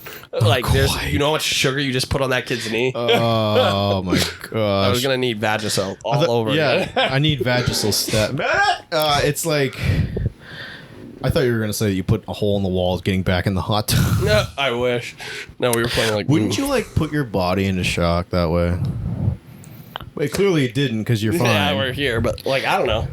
Well, it's like, people do like the polar plunge and ice. Well, the ice bath's one thing, but like I've seen like people just jump off docks into glacier water, and it's like, talk about cleansing your soul. I don't know. I mean, I've seen the Fear Factor challenge where they're like, they send people like beneath a boat to get a flag and they have to swim back up like underneath the boat. Literally, like you're touching the underneath the boat. And they're like, yeah, the second you hit the water, it's so cold that you like can't fucking like, it's like you immediately feel like you can't hold your breath anymore. That happened to somebody went into like shock at Action Park. Have you seen that documentary? Oh yeah. It's somebody because the fucking Tarzan swings water was so cold. Tarzan swing. That didn't they made a Johnny Knoxville movie out of that? They based it off of it. It was shitty from what I heard. I didn't watch it because they didn't like actually make it about what happened. They were like they made a whole new story and there was like a bear loose.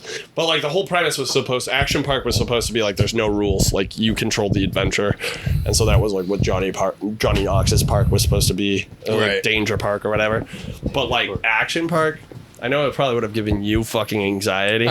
Like if we went to college and there was like a park around us, like Action Park, just because like there was like exactly zero safety measures. I probably wouldn't even be able to get Tyler to go with me. And Tyler is like my friend where I'm like, hey, like, you want to fucking jump out of an airplane today? Tyler would probably be like, let me give it some thought. I think, well, yeah, Tyler will go on hikes and get lost in the woods with like no hope, but like I don't know if he would go to an action park. Out of a plot. Well, actually, you just said he would be. He might be down for Action Park. He might be down. He might. That's a big night. I don't think like if I went to Matt and I was like, let's go to this fucking park that had like 3 desks, Matt would be like, yeah, I'm gonna need you to get out of my house. I'd be like, just forget you even asked that. Send me pictures. You know what? No, those pictures are gonna give me nightmares and anxiety.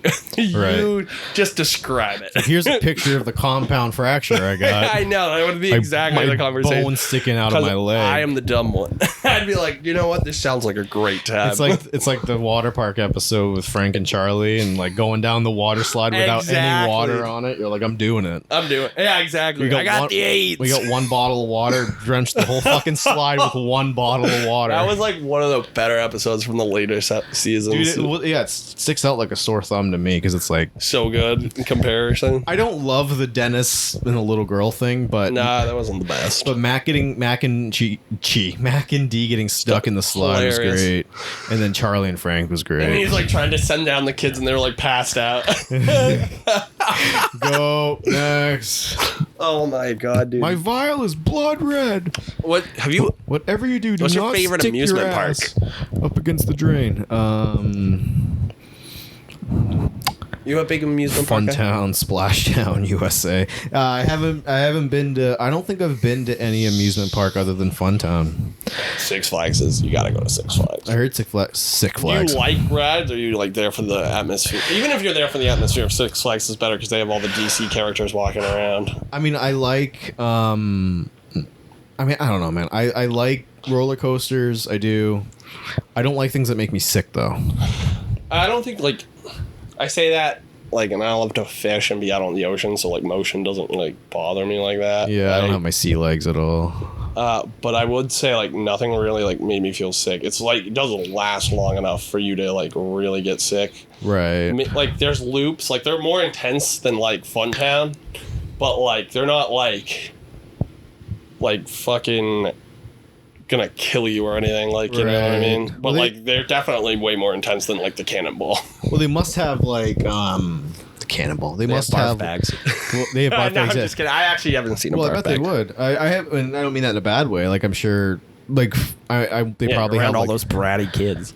Right. And you smother the fucking kids with the fucking I was talking about, like, just seeing them make me and take your kids home. This is for adults. They piss me off and I wrap the back right around their mouth. I watch them die in my hands. I feel so powerful. Hey, everybody. I'm going to be on a watch list. Hey, everybody. I'm going to be on the terrorist watch list. And usually after I smother a kid with a plastic bag, don't they... Matt's going to be on, like, a pedophile watch list. No, it's not sexual. I just feel powerful after. I don't feel sexual about it. I don't know what type of watch list that would be then. Like, it definitely seems like it should fall under, like, the sexual offenders, but, like, he said there's nothing sexual. There's nothing sexual. I mean, people, a lot of times power and sex are associated. Still an SVU case, in this case, it's usually just an insecurity thing. It's an SVU case regardless because of the victim. Is it? Yeah, probably. Because they're defenseless. Oh, yeah. Yeah, well, no, I've had a lot of kids bite me, the fucks, trying to save themselves. So, they're not that defenseless. They hurt. I get infections. So, don't they have like roller coasters where it's like your feet hang loose? And Yeah. Would you not like that? I've never done it. Oh, yeah. So, like, a lot of them are. Yeah. Yeah. Well, I hear those are like more intense. Yeah. They're probably safer than having a cart on but then again, that's probably the same thing, whatever, upside down. Actually, I think the only deaths in South Parks have been like South Park. What? The only deaths in Six Flags parks have been like employees. But like in fairness to Six Flags, like they were like told not to go into the area at the time or whatever, and they were in the area, and like they got their like head kicked off. They went down the slide when it was dry.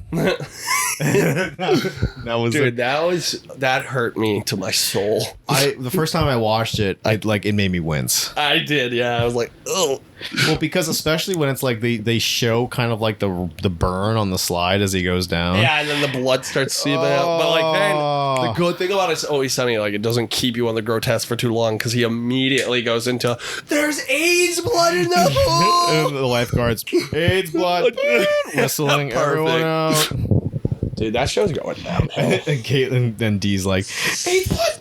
It's goddamn AIDS blood in the pool! Do you think that's what would have happened to Seinfeld if it kept going?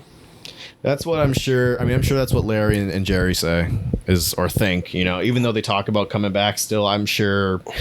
I mean, dude, it's like Larry left at the end of season 7, and I would say there are more moments in season 8 and 9 that just shit on the continuity of the previous seasons. I'd have to watch it. I really don't. My favorite season's like season 5, season 4. Those are good. Yeah, season 4 and 5. They're hitting their stride.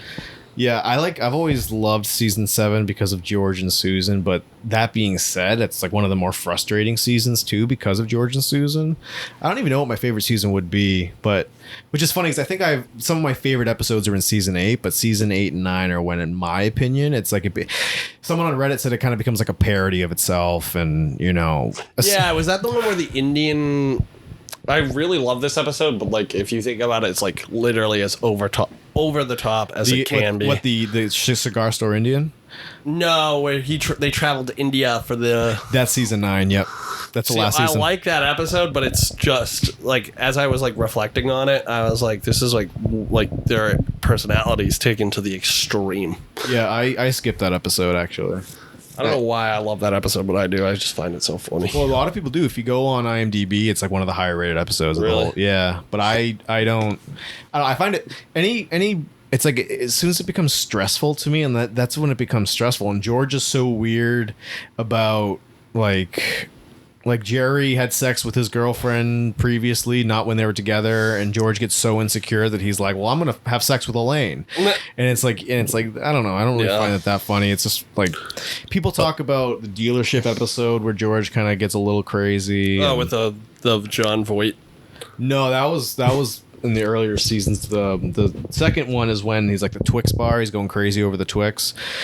And the Twix in the vending machine, and the mechanic gets the last Twix, and he's hungry and he can't find food, and he's just flipping the fuck out on everybody. People talk about how cringy that is, but there's just moments like that. I mean, there's the whole thing where Kramer in the beginning seasons is like, I only take baths, and then season 8 he's like, I can't take baths. It's like swimming in a what do you say, like a petrid pool of your own filth or something like that. And how important do you think continuity is, though, like to humor? Like, it isn't important, and that's why, quite frankly, it's not foreign to be like, well, this is just nitpicky stuff to think. But I think, do you think though that shows that are able to keep their continuity and make like deep callback I think they're better, yes. Yeah, okay. I 100% think that it's just, I mean, even if there's no necessarily planning involved, the fact that like you have like that attention, like any moment where there's attention to detail, I think is worthy of commendation. And it rewards you for watching the entirety of the season. Like things get funnier. Like Archer makes a bunch of callbacks. So like,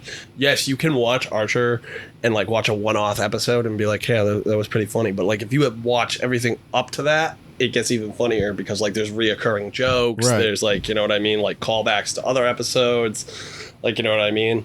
So, but like, to be honest, as I think about it, like a lot of the quotes that I use from Archer aren't even callbacks. Like they're definitely like one-off jokes. Like my favorite one is when he meets the black astronaut. No. Cyril shoots the black astronaut, and Archer looks at him and he's like, "That's like killing a 2-corned unicorn." And like I remember being up in Mowgli Park in South Boston, and I played a pickup game against a kid from Tufts who was African American. And I like looked at him and I was like, "Dude, you're a unicorn, a double-horned unicorn." Right? He's like, "What the fuck did you just say?" Yeah, that's exactly. And then I looked at him, I was like, "Look around." I was like, rich white, like we were playing with kids from Harvard and fucking Tufts, obviously, in the school. I was like, rich white kid, rich white kid, rich white kid, poor white kid. I was like, African American. I was like, "You're a double-horned unicorn, and you're black." I just meant it as a joke. He laughed too. You're a black male. He laughed really fucking No, I know. hard. No, yeah. And they're good sports about stuff like that. I mean, there's plenty of. You can easily be observational without being racist. That's, a lot of people breach that, but not breach it, but a lot of people confuse that. I wasn't like discouraging him. I was just like, you know what I mean? Like, yeah. And you're a black male. You're an unarmed but suspicious black male. Kind of like the one that got shot for just knocking on the wrong door. That's what I used to fucking text that to all my African American friends when I did door knocking for political campaigns. I was like, thank God. This is like, I was like, thank God I'm white, because if I was black doing this job, there's no doubt in my mind I would have been shot. Oh, 100, yeah. Yeah, I was like, and like Up here, probably not. I looked like the best type of white person. Like I looked like a Mormon going door to door because I was like, I got the collar shirt on. Oh yeah, and you're all buttoned up. Yeah, Is your shirt tucked in? Yep. There we go. I was like, nobody's gonna shoot me. They're gonna think, they're gonna be like, get off my door. I'm not interested in your religion. Yeah, either that or they're gonna say, "Welcome."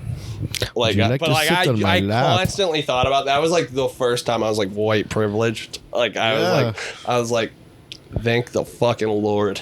I was like, because like one lady like released the dogs on me.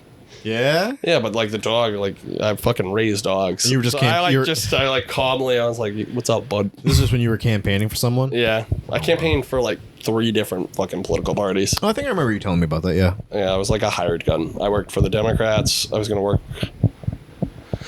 worked for a libertarian firm, and then I worked for a Republican firm, and they were all awful. Terrible people. Well, politics is about winning, not the truth, right? They're not even trying to win right. They want you to go to door, get people's information. I was like, the third campaign people don't like. Yeah, exactly. The third campaign, I was like, why don't we do it like this? I was like, let me set up at the town dump. I was like, people can come to me, and I can cross them off my list. You know what I mean? What do you mean crossed? Like you'd have a list of their names already? Yeah, you have a list of people who donate to you. I don't sue me for a fucking breach of an NDA. I have nothing, you fucking peasants. They have a fucking app. It's like 2 different apps. Like one's 360, and like it's a GPS app, and it tells you where to go and like what mailbox you're looking for. You walk up the driveway, and they have a survey on that app that you're supposed to give people. One kid that I worked with who thought he was a fucking hotshot in the Republican Party was like, I go door to door in a MAGA hat because then people are more likely to give me a response. Fair. If you're a fucking used car salesman, you fucking untalented fuck, you're here to try to convince people. A cheap gimmick, yeah. It is cheap, and it just inflates your numbers, and you're inciting people's like fucking emotions instead of like what they're actually gonna do at the poll.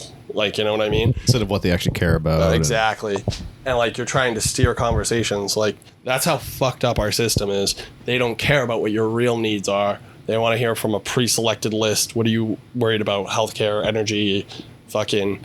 So like people would be like, I have like deep fear of corruption, like, or like something that wouldn't be on the list. And like they hated me because like I would tell people, I'd be like, if you say that I shouldn't come back here, I can mark you as don't disturb ever again. And I did that to a bunch of your fucking campaigns, you pieces of shit. You're a fucking terrible influence on this country. There we have it. I like it. So Boston, the Republican Party, the Democratic Party, get at me, bro. I'm Seamus Tiernan, and I'm fucking standing strong. Yeah, I'm still standing better than I ever did. I donated to Bernie once, and I had a guy track me down. Yeah. That's how I would get your name.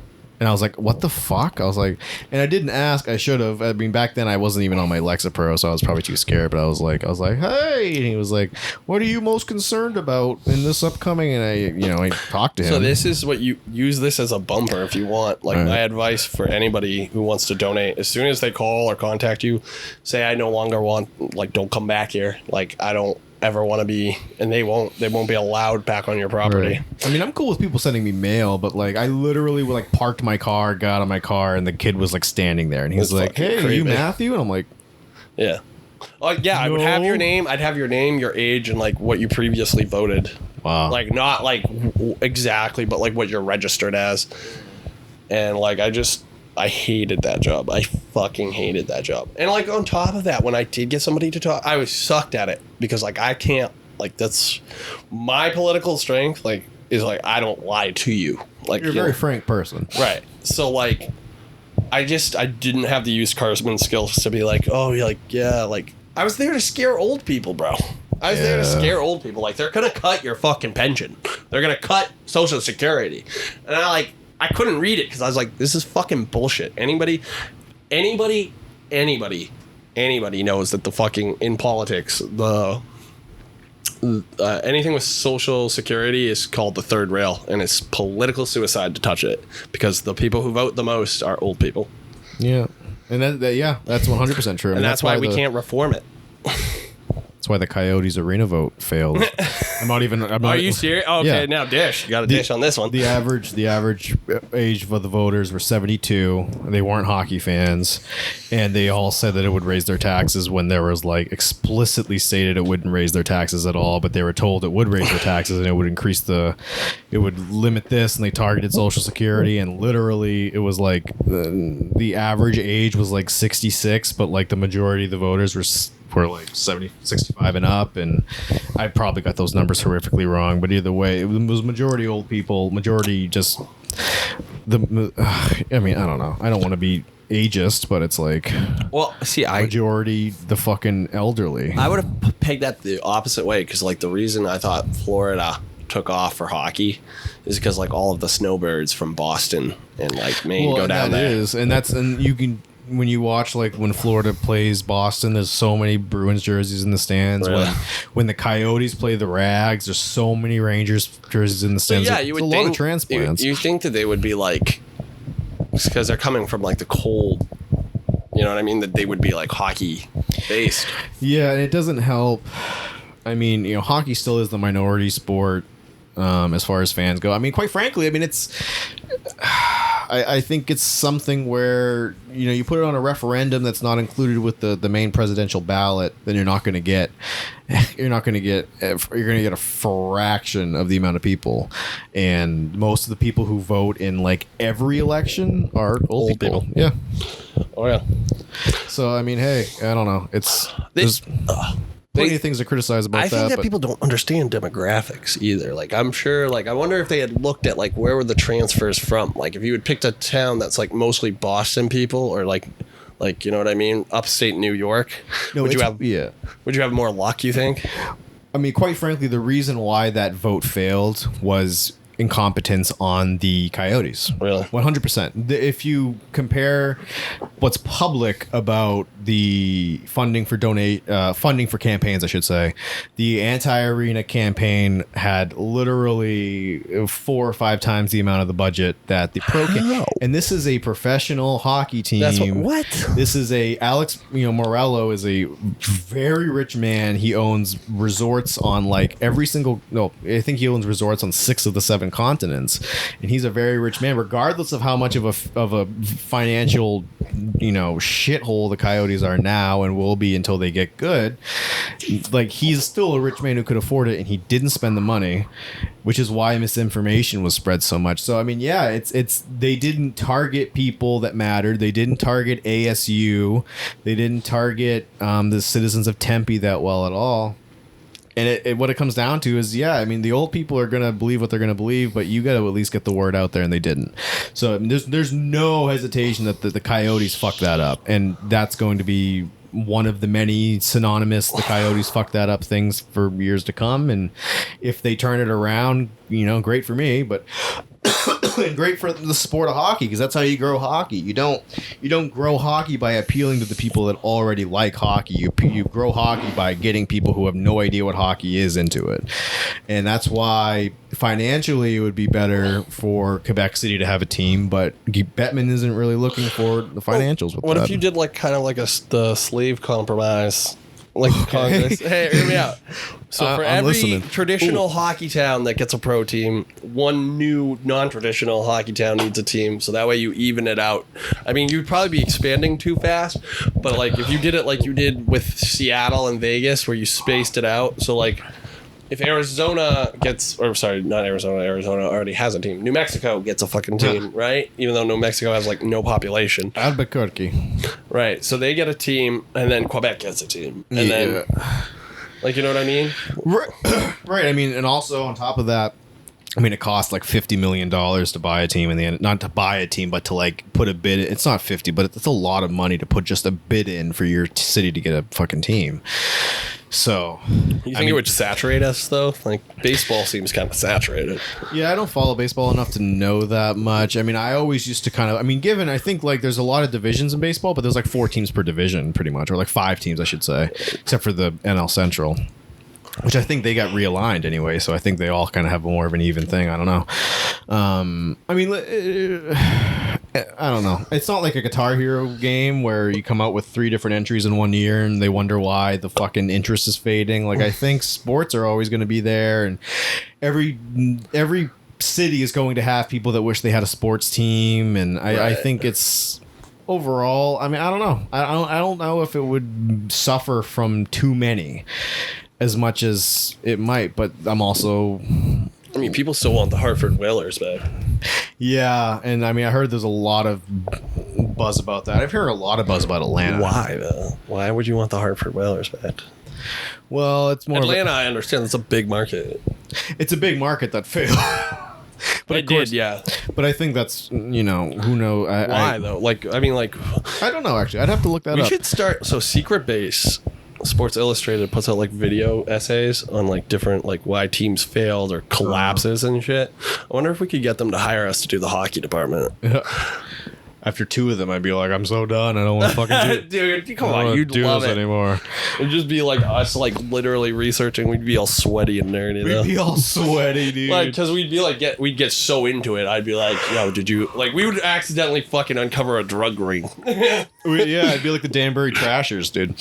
Oh my god, yeah. Did you watch that? Was that a good documentary? It was a little short in my opinion, but it was really good. Was that part of? There's like one that's like crime in sports or something like that. Infamous sports. So it's part of the Untold. Okay. Because they did one about Johnny Manziel, and they did one about Manti Te'o. Oh, poor guy. Which to me, it's like when I saw Manti Te'o, I was like, we're really scraping the bottom. Like everyone knows what happened, and that poor guy is still getting dragged through the mud. Poor guy got like catfished. Yeah, for getting catfished. But the Danbury Trashers one was the second one. The first one I think was Malice at the Palace. What's that one? Was that tennis? The Detroit Pistons and the fucking Indiana Pacers like fought in the stands. Oh really? And they were like, "This is such a big deal. It happens in hockey like every 10 years." like the fans fought in the stands. Yeah. They like somebody threw a fucking beer onto Ron Artest, and Ron Artest took off into the stands. Hey buddy, I got news. Fucking Milbury, who's like literally fucking goddamn fucking announcer, is fucking done that. Like, Ron Artest was like banned from the NBA. This guy was welcomed back. Artest. Dude, yeah. What was that? Not hockey. The only place where what's his name? Middlebury? Oh no, it's the old coach for the fucking Bruins, and my dad would slap me for not knowing. I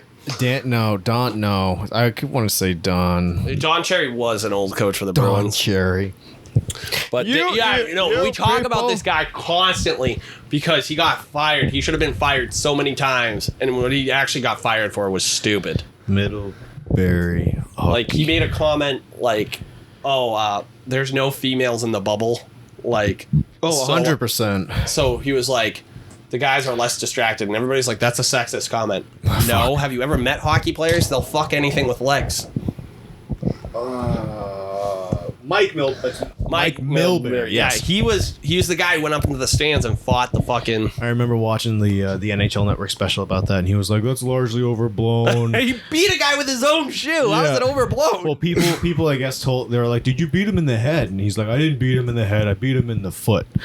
And they were like, "What the fuck are you talking about?" Call him bullshit, dude. If he had been like, I cracked his ribs around a bit, I'd probably be like, It's like I love when people are literally caught on video and they're like, "That didn't happen. That happened. It didn't happen the way. It didn't happen the way you think it did." And it's like, "Well, dude, I'm watching you hit him in the head with his own shoe." So I don't know where you want to go with this.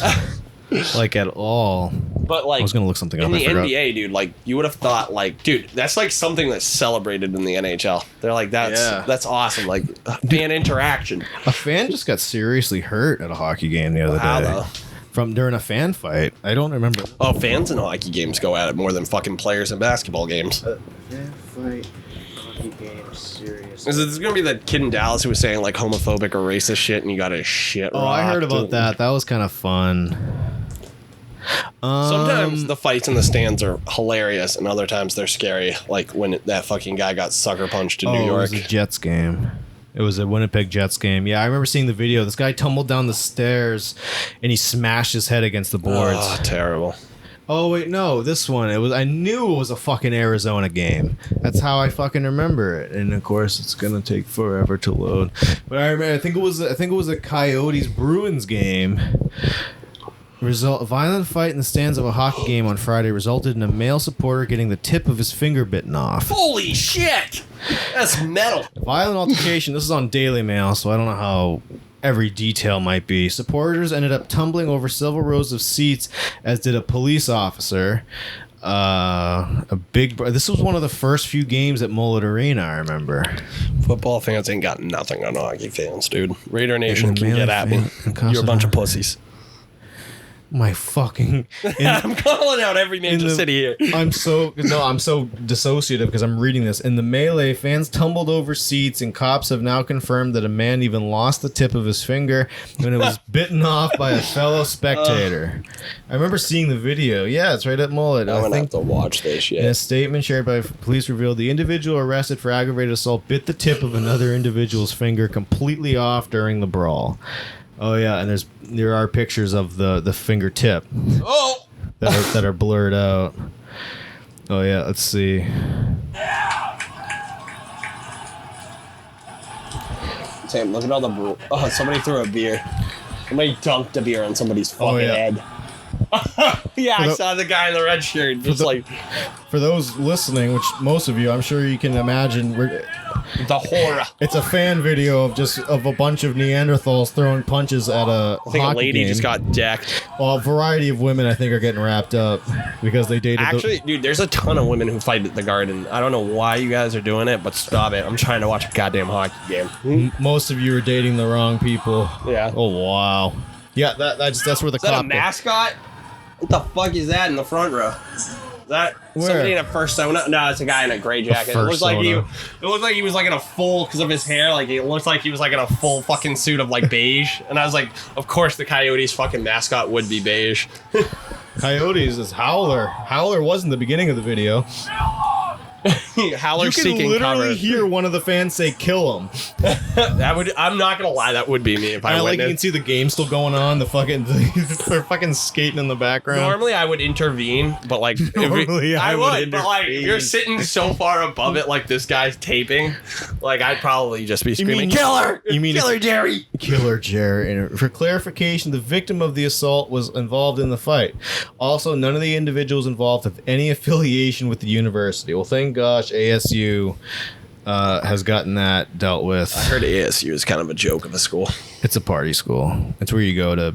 It's where you go to have sex. Gronk. Any place that would give Gronk a fucking degree, definitely. Yeah, dude. I love you, Gronk, but you don't seem like you're like Dolph Lundgren smart. Hey, the Coyotes won that game. The first game they won against the Bruins in 19 games. How are the Coyotes even doing this? We're closer and closer to games being a coin flip. So, which it used to be probably a 75% chance we were going to lose. Now it's probably 66% chance we're going to lose. Did they take in the draft this year? This year they took Dmitry Simashev and Daniil Boot, who most people didn't know. And when they took the picks, it was like a total case of like, oh, the Coyotes are fucked. They took the wrong people. Good picks? They turned out to be pretty good picks. They didn't win the Conor Bedard sweepstakes. No, they went on the last month of they were like a 700 team the last month of the season last year, and it literally was like, what the fuck are you guys doing? If Anaheim had won that pick with the fucking youngsters they have now, dude, that would have been dangerous. Yeah, I mean, that would have been like the next Gretzky fucking Oilers fucking all-star team. I do have to say, though, from what I've seen from Anaheim, and it's kind of what I predicted would be, I think the Anaheim prospect pool is a little overrated. Really? I think Mason McTavish is a really good pick. I think McTavish has so far been one of the better players in the team, but, you know, Zegras made the cover of 23 because he did the alley-oop goal, and that was literally it. Because he's been getting benched. He's like not... He's quite frankly a very overrated player because of his personality, because he's a part of one of the more famous goals that's been scored in the last 5 years. It's just one of those things where, I mean, Troy Terry's great, but he's getting up there in age. They got, they didn't get Bedard, but they got Carlson in the draft, which is supposed to be a possession monster, but they didn't get Fantilli. I don't know. Fantilli was funny. He was like, I'd like to play for Columbus. And everyone was like, what? I think everybody should be more upset that fucking Chicago even got the chance to draft Bedard. There's something to be said about that. You know, at one point, do you punish a team continuously for something that happened so long ago? And it's like, well, because the ownership hadn't changed. People in charge knew about it, and they're probably, I mean, last year Patty Kane was on the team until the deadline. So, and he... I mean, there's no way to say that him or Jay Taves knew what happened, but they were on the team when it happened, and Taves was the captain. I don't necessarily hold the players as accountable as I hold the... No, definitely not.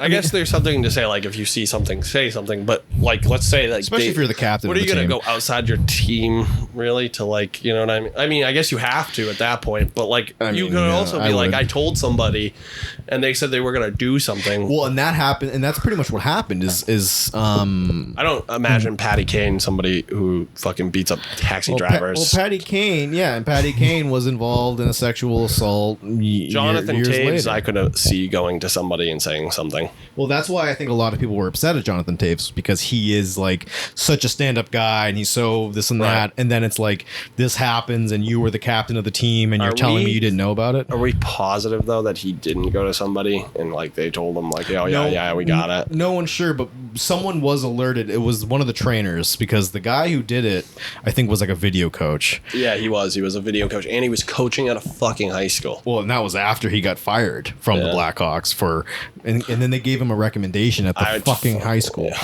After he then I think he full blown raped the two boys at the high school. It wasn't even like it was with Kyle Beach, where he just forced him on him. He forced Kyle Beach at bat point to give him oral sex, and then Blackhawks fans to this day on Twitter say that they think it's all one big cover up and that Kyle Beach is gay. And I see that pretty much every other time I see a post about it. But I mean, you're the captain of the team. You got to do something, even if it spits in the face of management. But one of the trainers said something to someone, and it went nowhere. So, and quite frankly, the old owner of the Blackhawks is, I don't know one person that said a good thing about him. I mean, he was the same guy who owns the Bulls, or is that? I'm thinking of the White Sox and the... I have no idea, but he was the guy that for a while he was like, my team's games are not going to be broadcasted on TV. Yeah, for like 10 or 15 years, he was like, you know what, home games are not on TV. You got to come to the United Center to watch a game. And people were like, what? And that was when, like, attendance went to shit, and no one wanted to watch a Blackhawks game, which is why it was so funny when the Blackhawks became good and the attendance skyrocketed, that all the fans of the Hawks became so fucking annoying. But, you know, I've been chirped at by fans of the team that I'm also a fan of, so I think it just goes to show that people on Twitter are fucking nuts. Chelios at one point. Chelios. No, wait. Jeremy Roenick. I'm thinking of Jeremy Roenick. The only good Cheerios are Honey Nut Cheerios, bro. No, Chris Cheerios. Yeah, I mean, I don't know. You punish a team for something that happened a long time ago. I see. Yeah, because they covered it up. It only came to light like a year ago, 2 years ago, right? Only when Kyle Beach was finally encouraged by a family friend to step up. And by the way, that's not even the first instance. Like Theo Fleury was like famously like. Yeah, wasn't he an SA survivor? I think it happened to him in juniors though. I'm not sure if it continued into the NHL. And now he legitimately says that he's like, how long until straight people aren't allowed in hockey games anymore? He says shit like that on Twitter now. He's probably fucked up in the head from all this shit. Well, I'm just saying, dude, like, I can't imagine being abused by somebody like that, like, does anything good for your psyche. No, it definitely doesn't. But I also know there's plenty of SA survivors that don't. And, but I'm just saying. Everyone's different. He had to keep that a secret for so long. Well, now, yeah, it's like I feel like it's every few years. It's like, oh, this World Canada team is being accused of rape. This Canada, it's like literally every other fucking. It's like holy, and like they all have pretty substantial evidence. There are videos with people who are identifiable in the videos. Wasn't there like an OHL star who like missed out on the draft because of something he said on Tinder? Like he was sexually harassing people. I don't know. I shouldn't say missed out on the draft. It was not drafted because he was a piece of shit. I don't remember that. Most of the pieces of shit I've heard of have been drafted. Logan Mailou, and then there's the Mitchell Miller. What did Logan? I know one of them bullied like an autistic child. That's Mitchell Miller. Logan Mailou is the guy who took a picture of a girl giving him head and then sent it to all of his teammates without her knowing. Which it's like, I'm not going to sit here and say it's the worst behavior we've ever seen. Exactly, but like it's not acceptable. I'm behavior. also not going to be friends with that guy, and I'm going to fucking be a dick to him if I see him. You know, like that's just kind of one of those things. Put a black bar on the face, jeez. What? I said put a black bar on her face, Jesus. Wouldn't it be funny if there was like a cancel culture friendly edition of like censorship where like now if you just didn't like someone, they just photoshopped a black bar over the guy on the rink, and it's like, poor Dave Chappelle is just like out. You're like, I don't know who that guy is. Just a fucking black bar. Dave Chappelle made a shit ton of people mad in Boston this week. This week? Yeah, because he came out as pro-Palestinian. I shouldn't even say pro-Palestinian. He's anti-Zionist. Yeah, he said something and like people booed and walked out, and he says like, "Good, get the fuck out of here. I don't want you. I've been an oppressed person, and I know what oppression looks like, motherfucker."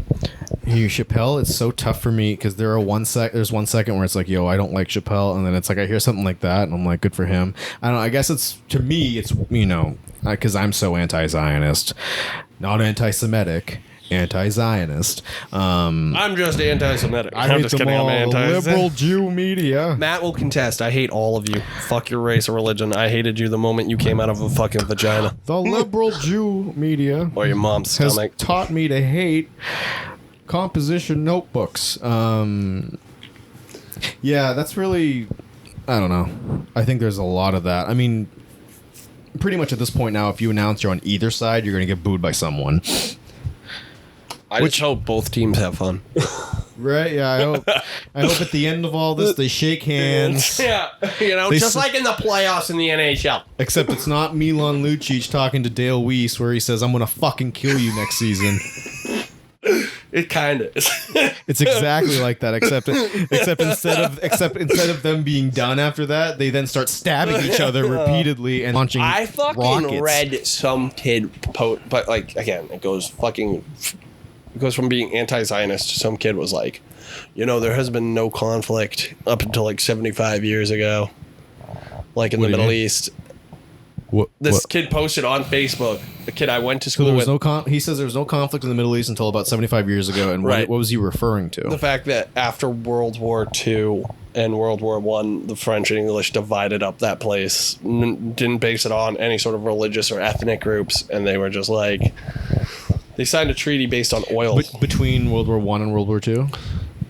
So like Depression era? Yeah. Well, this would have been immediately after World War I would have been the first division of the Middle East. Oh, okay. Yeah, see, I'm still reading about I have the Wikipedia page up about the Also, whole thing. how can you be in conflict when the Ottoman Empire was like fucking rolling through the Middle East? One. Two, that's not even a true statement. There has been fucking literally Lawrence of Arabia was fucking fighting to free fucking. Well, 5,000 years ago, the Hebrews were there first, and then the Babylonians took our land from us. It's like, okay, so the Celts should take all the land back from the Romans, right? Yeah. No. I want it, so don't fucking like, threaten me with a good time. It's like the shit that happened with Israel happened, I think, like 5 decades ago compared to 5,000 years ago. I just don't understand how you can't divide a piece of land. You guys are cousins, you fucking morons. The Ottoman Empire was pretty much like, we don't want this anymore. You guys can have it, pretty much, right? Or was the Ottoman Empire dissolved at that point? The Ottoman Empire kind of just fucking collapsed after fucking World War One. They just stopped. And we're just gonna make shawarma. They were known as the old sick men of Europe, or something like that. And they were like, and that's actually World War One was where I cannot remember his name. He is the founder of Turkey, and he's a very important Kastaf. He was like a Hillshire Farms. Hillshire Farms. He made his stand against Churchill at Gallipoli. Nope. Yes. I don't know anything about World War One. Oh, there's So a I great. just kind of look him up. Yeah. What's Mustafa Kemal, I think is his name. founder of Turkey? So you know how like fucking those idiots from fucking BuzzFeed and fucking Vice spinned off into the Young Turks? He was like Young Turks is Mustafa Kemal. Yeah. Yeah, he started the actual Young Turks who fucking were like the main force behind independence for Turkey. Oh. And he was also one of the big commanders. I want to say it was Gallipoli, where they fucking fought over the Straits of Gibraltar. Hey, Gallipoli was a big deal, wasn't it? Yes, it was. And Winston Churchill almost lost his fucking command because of it. Oh. There's a guy, Indian Idol, does like a week by week synopsis of the First World War. And I listened to that while I was like working at a factory. And that's one of the reasons I was fired from the factory, because I was like taking notes. And they were like, we don't like that. And I was like, just to be clear, you don't like educated workers, or? I'm taking notes of what happened. Well, like I was there from fucking midnight till like 8 a.m, just putting shit in boxes. So like I would get bored, and I'd be like, you know what I'm gonna do is like, if I ever want to go back for my master's, I'm just gonna make my life easy and read as many political science and economic books as I can. Two birds. I read like 8 books. I read the book. One book on like the basics of law, one book on like the basics of economics. Not even the basics of economics. It was about really the 2008 housing crisis, like how economics fail. And then I read a book that's like right behind you that I got assigned in college, but it was like a textbook, so I like flipped through it. Like we didn't really use it like the way when I read it, it was amazing. Oh, wow. This is basically American. I'm gonna go grab it actually. Grab it. And highlight, because I'm gonna reference this book multiple times throughout this podcast. I guarantee it. It's called American Nations. This guy's actually from Maine. Oh, where? He writes for the Portland Herald, I think. I wouldn't know. You have to pay for it. A history of the 11 rival regional cultures of North America. Nations, Colin Woodward, and he writes another book about pirates that I'm trying to get through, but it's not as interesting. Let's play Assassin's Creed. So, if you like look at the map, you guys obviously can't see it, but these are like all of the different cultures that kind of pretty much made America. It pretty much looks like the map of Red Dead 2. Yeah, so you got Yankeedom, which would have been like where me and Matt are from. New France. I guess we would be a mix between New France and Yankeedom based on our environmental upbringing. Newfoundland. The Greater Appalachia, Deep South, the Midlands, El Norte, the Far West, and all these cultures like come and clash, and they kind of make America. And it was a great book, like really get inside the heads of like why we are the way we are, why states vote the way they vote, or like, you know what I mean? Kind of like our deep ancestry of yeah, like shit, like even though like Yankeedom is not really Irish and Italian people, like right. How we like exactly like where did we get these traditions that we like hold so dear, like, you know what I mean? Like, right. Is this kind of like, this must be post colonization? No, it goes from colony, because that's an important part too, like which right. nation moved in first onto this area. So like El Norte would have been like anything the Spanish got their whole hands on, and then like Yankeedom would have been Puritans from England. Deep South would have been the gentry, Appalachians would have been actually the Irish and Scottish because they made up war and it goes on to explain like in Appalachia because the Irish bring a lot of their clan warfare with them. We have things like the Clampets and the I cannot fucking remember the other name of this. I brought it up earlier when we were talking about Appalachia. The Clampets, the fucking giant feud down there. Oh my god, I am drawing a blank. I wish I was high. It would just fall out of my fucking mouth. I think it's funny that you're like, if I wish I was high, I'd remember this. Because like shit just flows out of my mouth like without. Well, how do I look it up? Appalachia feud.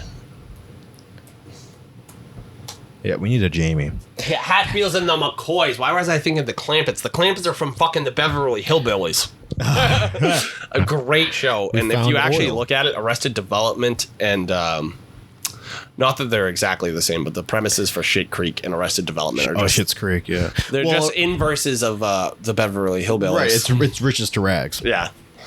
Yeah. But the Beverly Hillbillies actually was a pretty like my dad used to make us watch episodes and it was actually fucking fairly funny even by today's standards. Yeah, I think I've watched it once. I don't even remember what happened in it. The grandma's the fucking son's like thick as shit, dude. Like he's and I'm not talking about thick with like 5Ks. I'm talking about thick like fucking 2x4. Thick.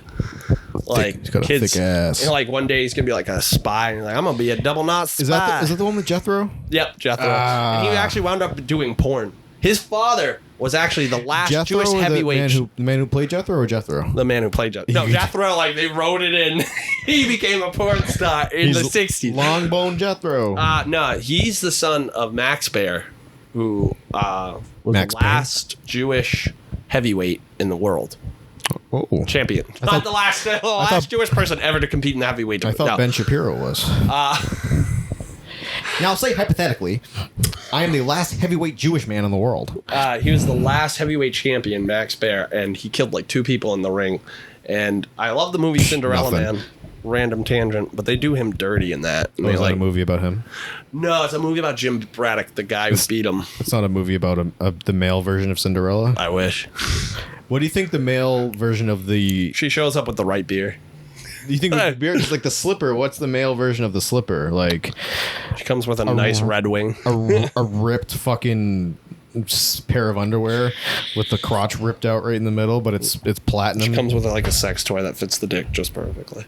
Like, I've been waiting for this moment my whole life. She's like, it's you. I don't know. What would my and then you lose your erection. You're like, I'm sorry. Ah, man, I was in the pool.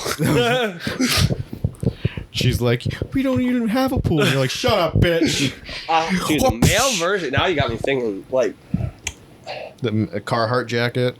Carhartt jacket. Like, I don't want to sound like a stereotypical dude. Like, who wears a Carhartt jacket to a ball? Around here. I stick by my first answer. She shows up with the right type of beer. The right type of beer, yeah. Or your type of liquor. A Rolling Rock. Yeah, or like like your favorite type of weed. Oh, yeah. Dude, nowadays it's hard to find any fucking strain of weed that actually stands out, so... Yeah, I know. It's all kind of the same to me. Alcohol, it's very different, like, you know what I mean? Yeah. Dude, different types of brands of whiskey do, like, different things too. Yeah, exactly. You know? Like, even, like, weird. different years. Like, I can, like... Different years. That's serious. You mean, like, different year of it being aged? Or like, okay, word, yeah. Yeah. People can tell the difference in wine, like, where it's grown. Yeah, you'd be a sommelier. A Somalian, yeah. You mean a fucking professional alcoholic? Yes. a guy who drinks alcohol and smacks. So let's just go over. I've pissed off sommeliers, the entire city of Boston. I've pissed off Somalians by calling them sommeliers. Sommeliers. I just watched Black Hawk Down actually for the first time on Netflix. It's been recommended to me so many times. And it's good. It's good. Tyler used to get pissed at me when I told him I never saw it. I don't even think it's close to the top 5 military movies of all time. It's a Ridley Scott movie, isn't it? Yeah. Yeah. Yeah, it is. It has so many stars in it. It has the guy. Yeah. As the guy from Game of Thrones who plays Jaime. I'm sorry, I don't know all of your names, but here we go. Josh Hartnett, teen throb of the day. The guy who plays Jaime, is that Kit Harington? No, Jaime the brother. Jon Snow. The brother. Obi-Wan Kenobi. Fucking Ewan. I love him. Love him. It has Dave Fincher. David, you sure David Fincher? That's the director. Dave Finch, the guy from A Perfect Storm. Michael Chiklis? No. Michael Chiklis. Michael, I look like a pair of nutsacks. You said when I was in the city, I'm in the city. This guy? That's David Finch. Oh, look at the Perfect What Storm. is this? Oh, he's an artist? Perfect Storm. Yeah, sorry. I'm terrible at... Who cares? I don't care. Perfect Storm was also a pretty good cast, and I'm not going to lie, except for George Clooney. William Fichtner? William Fichtner. Jesus Christ. John Hawkes. John Hawkes is going to be in the new... John C. Reilly looked like he belonged on a fishing boat. Yeah, he does. That's a very good way to describe him. Like, and so did this guy, William Fichtner, looked like rough. Marky Wahlberg, like, because he was the greenhorn, looked like he belonged there. Must have been young enough that he looked like a greenhorn. Yeah. But George Clooney with his perfect teeth, get the fuck out of here, bro. I've seen fishermen. I fucking spend all day down at the docks, dude. Like, trust me, they don't look like George Clooney. They look like a picture of a Norman Rockwell, like, old man. Well, it's like the typical case where it's like the masculine, like the feminine, like fantasy of the masculine, like the fisherman. Yeah. He's so beautiful. And then you see them and it's John C. Reilly. Yeah. Which, I mean, I've met women that probably would think that John C. Reilly's good looking. So He's not bad. I feel like there's more of a spectrum with women finding men attractive than the opposite. Like, I feel like there are more men that are like traditionally so ugly that women will find attractive than there are women That are traditionally ugly. Jennifer Grey. that men would find attractive. Who? Jennifer Grey?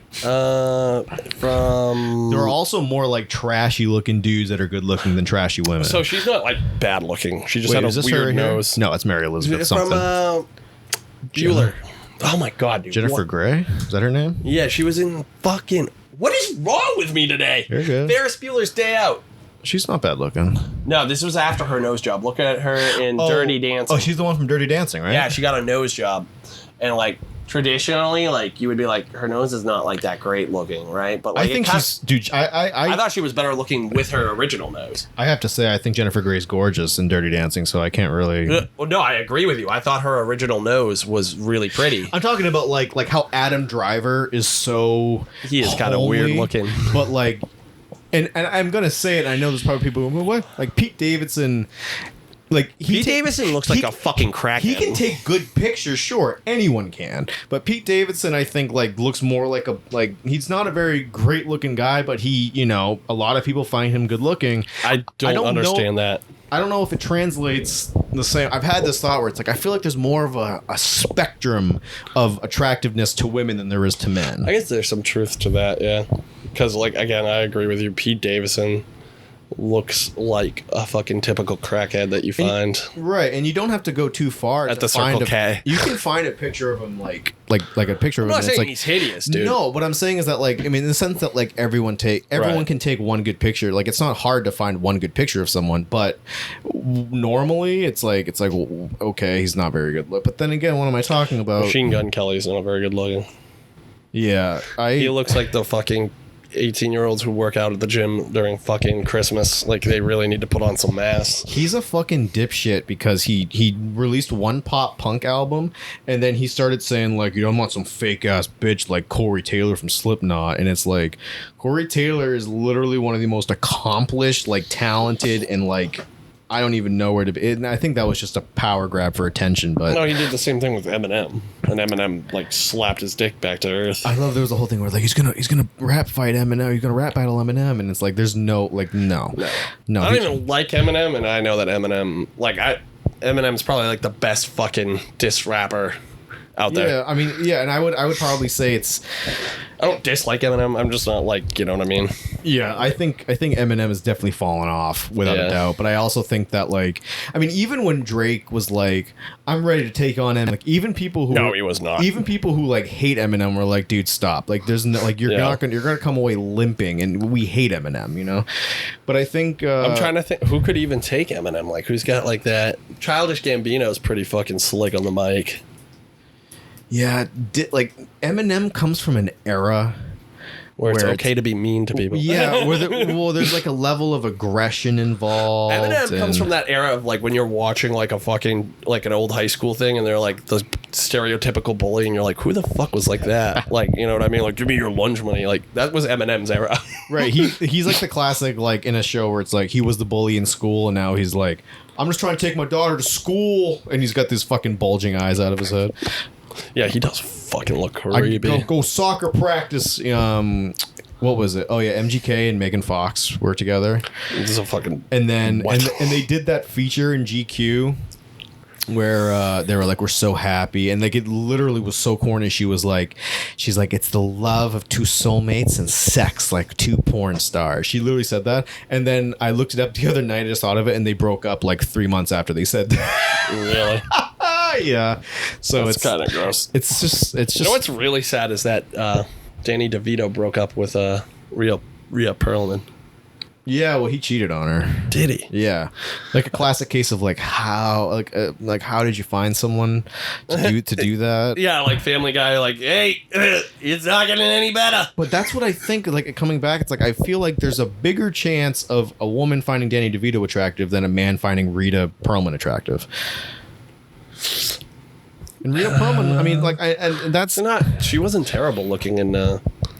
This is going to be the moment when I get canceled. Like, this is just like I'm not. This isn't even a diss. Like, I think there's just a wide spectrum of attraction. Like, I thought when she was younger, maybe like as you like age, I feel like you like stay attractive longer as a dude. Like, unless you're Jennifer Aniston. I also agree with that. I think it's more common for Rita Perlman. I thought she wasn't bad looking on the show. Cheers. She wasn't like terrible. No, Rita Perlman was never ugly.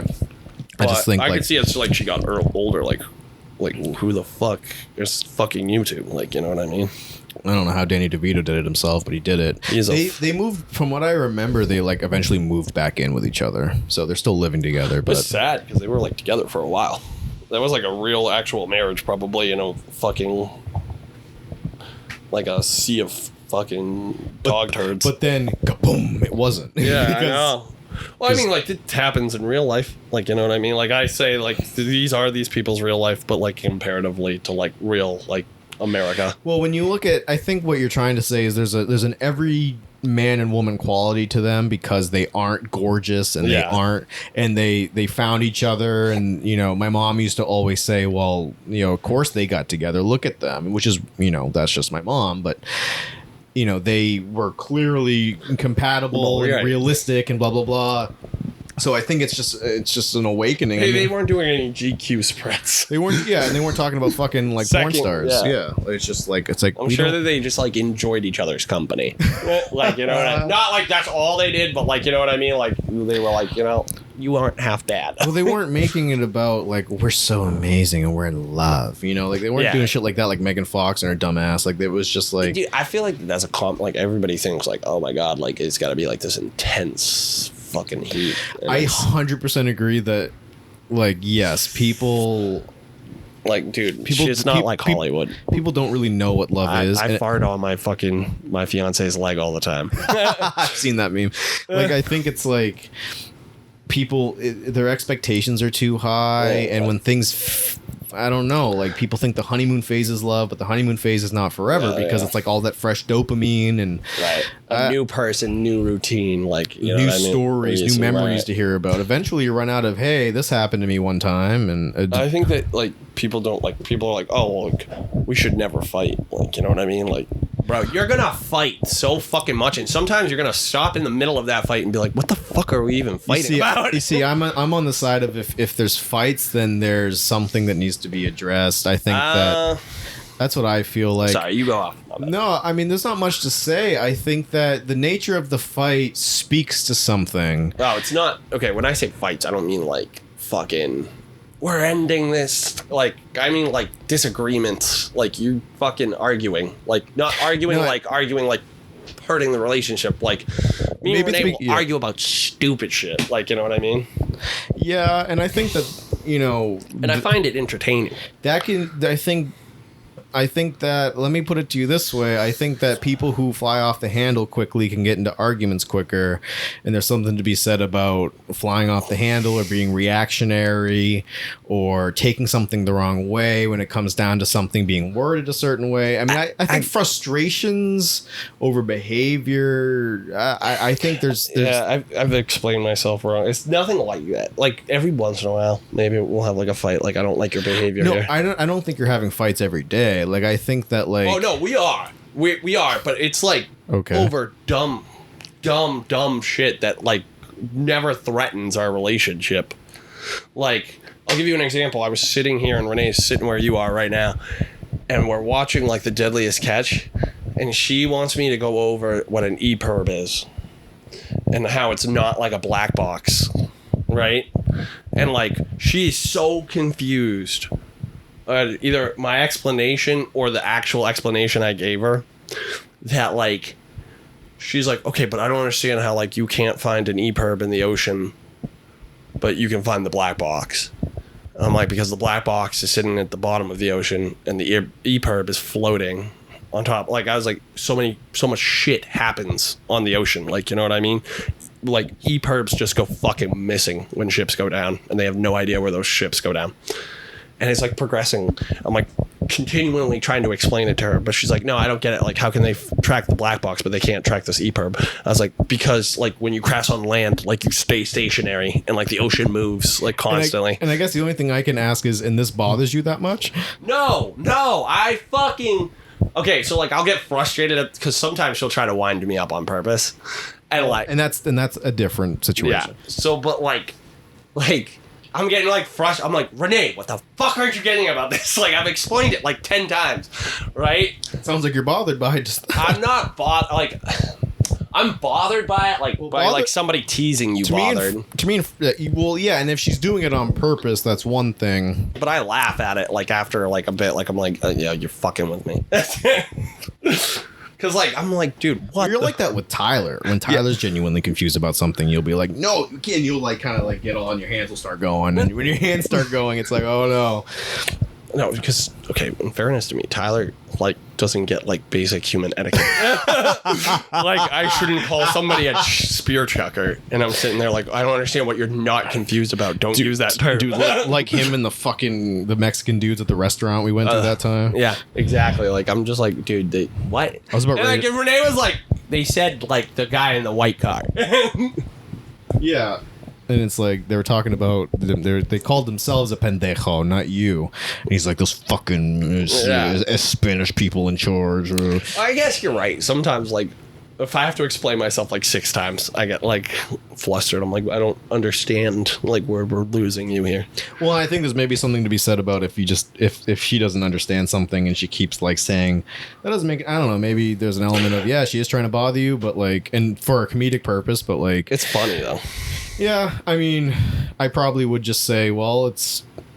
I don't know. It's just something. I don't know. I come from a family where peace of mind is like a fucking secondary thought to like entertainment. Like, you know what I mean? Like, no, 100%. Yeah, and our biggest entertainment is busting each other's balls or like pulling a prank on somebody. Like, right. And I've always hated ball busting and shit like that. People always said I was sensitive, and it's because I was like, because I just want to hang out without you guys saying, hey, your fucking jacket's gay. And I was like, okay, bro. No, I would be more. This is my friend, Dad. We get like vicious in my family, but like it's never like superficial. Like, we'd be like, you're fucking... I remember that one fight you guys got in the other night, the last time I came over, and I was just like waiting for it to... Yeah. No, that wasn't ball busting. We were like having issues that summer. No. Well, I guess it was summer, wasn't it? That was between me and Finn, not between me and Renee. No, I know, yeah. I know, I'm just clearing it up. That is a good point, because it does sound like we're talking about you and Renee, but you and Finn got in a fight over something. But no, I definitely picked up on some element of that. But like, our ball busting will be like, I'll be like, Finn, you can't fucking read. Like, I'll like come out of it like Charlie, dude. Like, because like, I shouldn't. You can't read it from the outside. Finn is very smart. Finn consumes a bunch of shit. Like, he's not like, oh, like, let me fucking list off the elements, or like, let me fucking explain historical, like, but Finn has like a set of knowledge, like on carpentry, on cooking. He has like a very wide net of knowledge too. And like, definitely like, he has deep levels of knowledge and shit that I can barely even touch the surface on. Very rarely is someone like just genuinely stupid about everything. I'm not calling, but like, dude, watching Finn read sometimes, like Floyd Mayweather. Oh, it's fucking painful. It's fucking painful sometimes. I forget. We were playing Cards Against Humanity, and he's like, "That's not even a word," and I was like, "That's absolutely a word."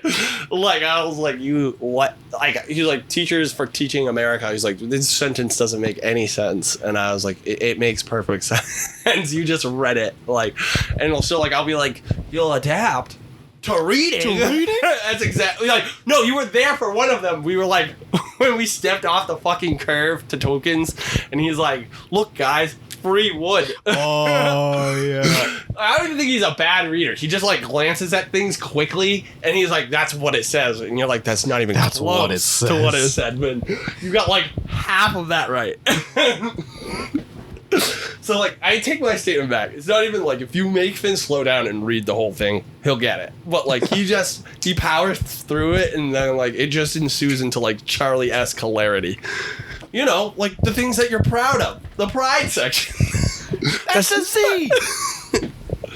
But, like, that's how we, like, do an intervention for you and your goddamn illiteracy. Anytime I gotta fix, like, and this might come to a shock to you and Tyler, like, when we have to fix cars, like, I'm the fucking big dummy, and Finn is constantly like fucking confused at what I don't know. And like, but you ask Matt and Tyler, dude, I'm a fucking NASCAR pit crew. Oh, we'll never forget that. Like, I had that tire changed. We were on our way to a movie. It fucking popped. We were on our way to see Endgame, right? The Black Panther. Oh, Black Panther. The Black Panther. And fucking movie I sold. Actually, we were helped by a bunch of people from Africa.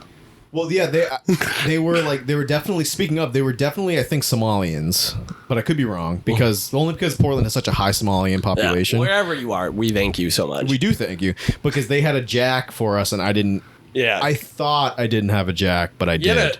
You had a jack, but like their jack was way better. Like that would be the jack better that I'd be carrying in my car because like I fucking hate the scissor jacks. Yeah, which is, you know, speaking of it now, it's like I really should have a new jack in my truck. I mean, you don't need it. I've used, like, I'll show you pictures. I just pick the truck up and just fucking put it on my back, and I just fucking. Oh, for the truck? Oh, fuck, hell yeah! You should have something better than a scissor jack. Oh yeah. You get like one of those ones you pump up. I remember I called my dad, and to the day he died, I'll always remember he was like, yeah, I answer the phone, and all I hear on the other line is fuck. Oh no, I hear Matthew, but then in the background, all I hear is a combination of fuck and dude. What the fuck, dude? Dude, fucking A. You don't fucking do that, dude. No, I know what I'm fucking doing, dude. Shut the fuck up, dude. Well, I get into a zone, dude. Like if I know something by heart. It was you, it was Tyler, and it was Truax. And you guys were all like, you guys were all like, everybody. I was like, hey, because like I've popped so many. You can even ask Tyler. I popped way more tires with him too. Like after that incident, like I popped so many fucking tires. Like I can do it. Like I can actually probably do it at a NASCAR pace, dude. Like I get that fucking with the gun and everything. Yeah, exactly, dude. Like I'm fucking good to go on. But like you ask Finn and he used to be like, that kid's like fucking mechanically inept. Like he doesn't understand the basic physics of how his engine works. Which isn't true, but then it's like, Finn, read this. Exactly. Like that's how we bust each other's balls. It's not like it's things that you can't change, but like you gotta learn to live with. You know what I mean? Yeah. And I definitely think that like I don't know. I mean, it's never meant to like break the person. It's just meant to like make them laugh. Well, a lot of times it's just the culture of where you're raised and this and that. I mean, my mom, like I come from the culture. My mom is a lot like you guys. Like she grew up in a house where it was a whole lot of, you know, shut the fuck up, a lot of ball busting. You know what the fuck you're talking about? Get the fuck out of the way. Kinda in a lot of ways. Italian and Irish cultures are very similar. Well, my grandfather was Irish. And my grandmother was Italian, so he was the crazy loud one, always screaming and yelling. And then my uncles who followed obviously started doing that. But my dad's side is like the complete opposite. It's like don't fucking like, why are you talking so loud? So like I kind of have like this element where I hate loud noises, but when you get me going, I'm fucking loud and annoying. So come alive, dude. Like because when I get drunk, I do the Drax laugh for everything. Everything makes me laugh like Drax. I'm like ha ha ha ha ha yes. Like that's like me when I'm drunk. But then when I'm high, I'm just like, what are you yelling for? What's the fucking big me on shrooms? I'm laying in bed. Then getting high with me and Tyler must have been a fucking experiences. We're like going at it like we're on the UN floor. You guys were entertaining enough. You are gonna kill millions of people, Tyler. You don't have the will, Seamus, to lead this world. This is what has to be done, Seamus. And I'm just standing there. I will end you if you become president. And the best part of all of Tyler's policies is the 24/7 surveillance. That's consensual. Oh my god! He's just like, people would much rather have their government spying on them than businesses. I'm like, I was like, Facebook just lets me know what type of pants I'm gonna want next. Well, yes, but the thing about businesses is they want to know all your info to make more money off you. They're just trying to better suit the product, and the government wants to know everything about you so they can make more money off. Oh, wait a minute. And also to lock you up. To lock you up. I'm just saying. I mean, we're not in fucking Israel levels yet where you throw a rock at Actually, you'll probably just get a bad fine if you throw a rock at a cop car. No, if you're black, it's definitely assault. I think that's a color by color fucking goddamn ticket. If you're black, it's assault with a deadly weapon, and you have probable cause to shoot them with your Dude, if they Glock. run after you and twist their foot, that's fucking assault on an officer. Do you know that? No, really? Yeah. Oh, because you made them run, and they got hurt in the process. But I watched a guy so he made the cop run after him. He tased him in the middle of the fucking highway, and he got run over by a car. And that cop didn't face any charges. Well, no, he's not human. The guy he killed is not human. Well, of course not. He's 3/5 of a human. I think that we definitely come to law enforcement and we're like, every other profession, we're like, people make mistakes. Like, you know what I mean? Well, there's something to be said about... I don't think that this was an incident, I'm just saying. No. I think you bring up a good point where it's like... When paramedics make a mistake, it's pretty forgiving. When firefighters make a mistake, it's pretty forgiving. When cops make a mistake, which I mean... It's just theirs have like direct deadly consequences. Like, you know what I mean? And you were already going to die if the paramedic didn't intervene, so he tried. Yeah. So it's like something like humanity recognizes that you didn't come there to hurt somebody, you came there to save somebody. So how can we hold you responsible for a great death? And it's like the classic case of it's like the cops weren't founded to protect you, they were founded to protect property. Right. Like I've heard all that and it's like that's they fair. Shouldn't. They shouldn't. There should. I mean, given when you're being held at gunpoint, that's who you want to show up is another guy with a gun. You don't want me showing up with like my EMT bag. You're like, can I give you some guns? You're standing there, you're holding the bag. You're like, what do I do? Well, do you need help? I'm gonna come back when you need CPR. Right, when you're bleeding out. So I mean, I don't know. You were supposed to hold cops higher than average humans, right? But then we're also like, well, they're human, so it's like kind of yeah. And your nurse makes us like, you remember that nurse who like gave the fucking patient like a deadly fucking dose of medicine? Oh, on accident, right? Yeah. Like people are like, oh no, but like if a cop made a mistake like that, like, you know what I mean? And I think there's obviously some mistakes that are a thing. And, a cop makes a mistake and it puts fear into the community because... It's just an interesting, like, in this... I want you to know, Candace Owens said it, but it definitely made me stop and think. And I was like, they're kind of right. Like, when I made a mistake in EMT or, like, whatever, like, yes, it results in a death. But at the same time, like, people aren't viewing you like a killer. Right. They're viewing you as somebody who made a mistake. And that there's something I think that there are killer cops. Sorry. Oh no! I don't want to say that there's apples and oranges because there's a certain interesting comparison between the two. I just think that like when someone shows up with a gun and kills someone, it's so much different than someone failing to prevent a death. Right. You know what I mean? Which someone could say that that's what happened, but like not all the time. It's like I don't know.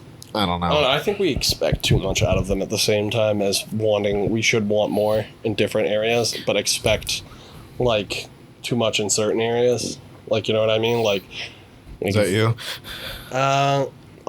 No, the one that did you just fart, or was that you moving in the chair? I think it was moving. I really hope that gets picked up on the mic because I'm gonna say it was a fart.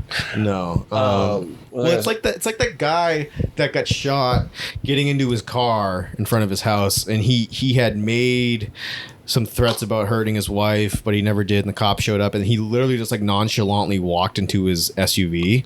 And I watched the video, and the cop had his gun drawn on him, and he just got in his car and shut the door, and then the cop just fucking unloaded his clip into him in the window.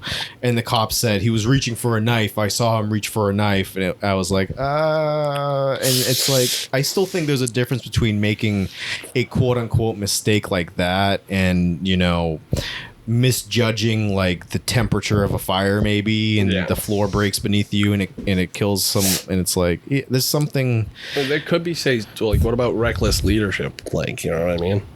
I don't think I've ever come across. I've done a lot of reading on deadly fires, like wildland wise, and I've never come across one where they were like, this guy, due to like poor leadership and upper management, like, you know, 17 people died here. Like, you know what I mean? It's always been kind of like just like a collection of small mistakes that lead up to like a big tragedy. Like, you know what I mean? They didn't check. They weren't checking, like, you know what I mean, what the temperature was going to do, the wind. A lot of just kind of negligence. But like, as a leader, couldn't you say like that person has a responsibility for those 17 people?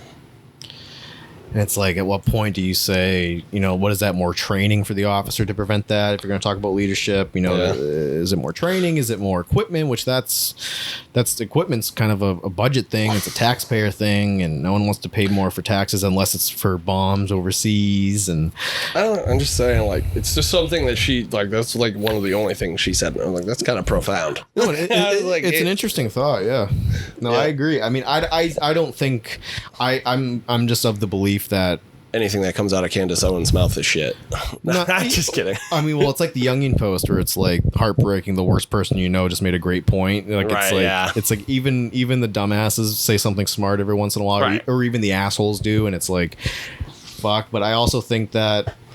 I think it doesn't cover the whole fucking. There's clearly some malicious. You make a mistake with a gun. It's so much different than making a mistake with an IV or making a mistake with you know, when you're trying to help someone versus when you misjudged the situation. You know, there was one situation where I made things worse as an EMT. I gave him, not like it was a training. I gave the guy nitroglycerin without asking him if he was on dick pills.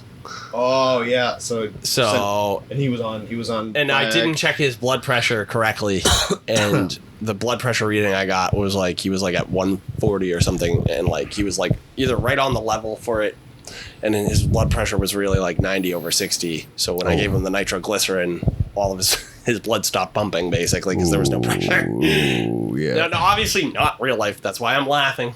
Nobody think that was a training scenario. I don't laugh at it. It wasn't actually someone real? No. It was a training scenario. Like, I was doing it on a dummy. Like, we went over the steps. Like, you come in and you're supposed to treat it like it's real. I like it. They're like, in the training simulation, but like, what'd you forget? You didn't ask him if he was on dick pills. And it's like, oh fuck. They told me they're not gonna answer that correctly. So like, I just this is the statement I give. I'm like, if I give this to you and you have like some sort of erectile dysfunction medication in your system in the last 48 hours, you will die. And I hope that, you know, you would tell me. Yeah, I would hope that you value your fucking life over a boner. Or at least, right. I mean, the boner came way before, at least at that point. You know what I mean? 100%. Like, 100%. You know what I mean? Like, this embarrassment is not worth losing your life. What's worse, having the 4-hour erection and going to the emergency room, or dying because you were too ashamed to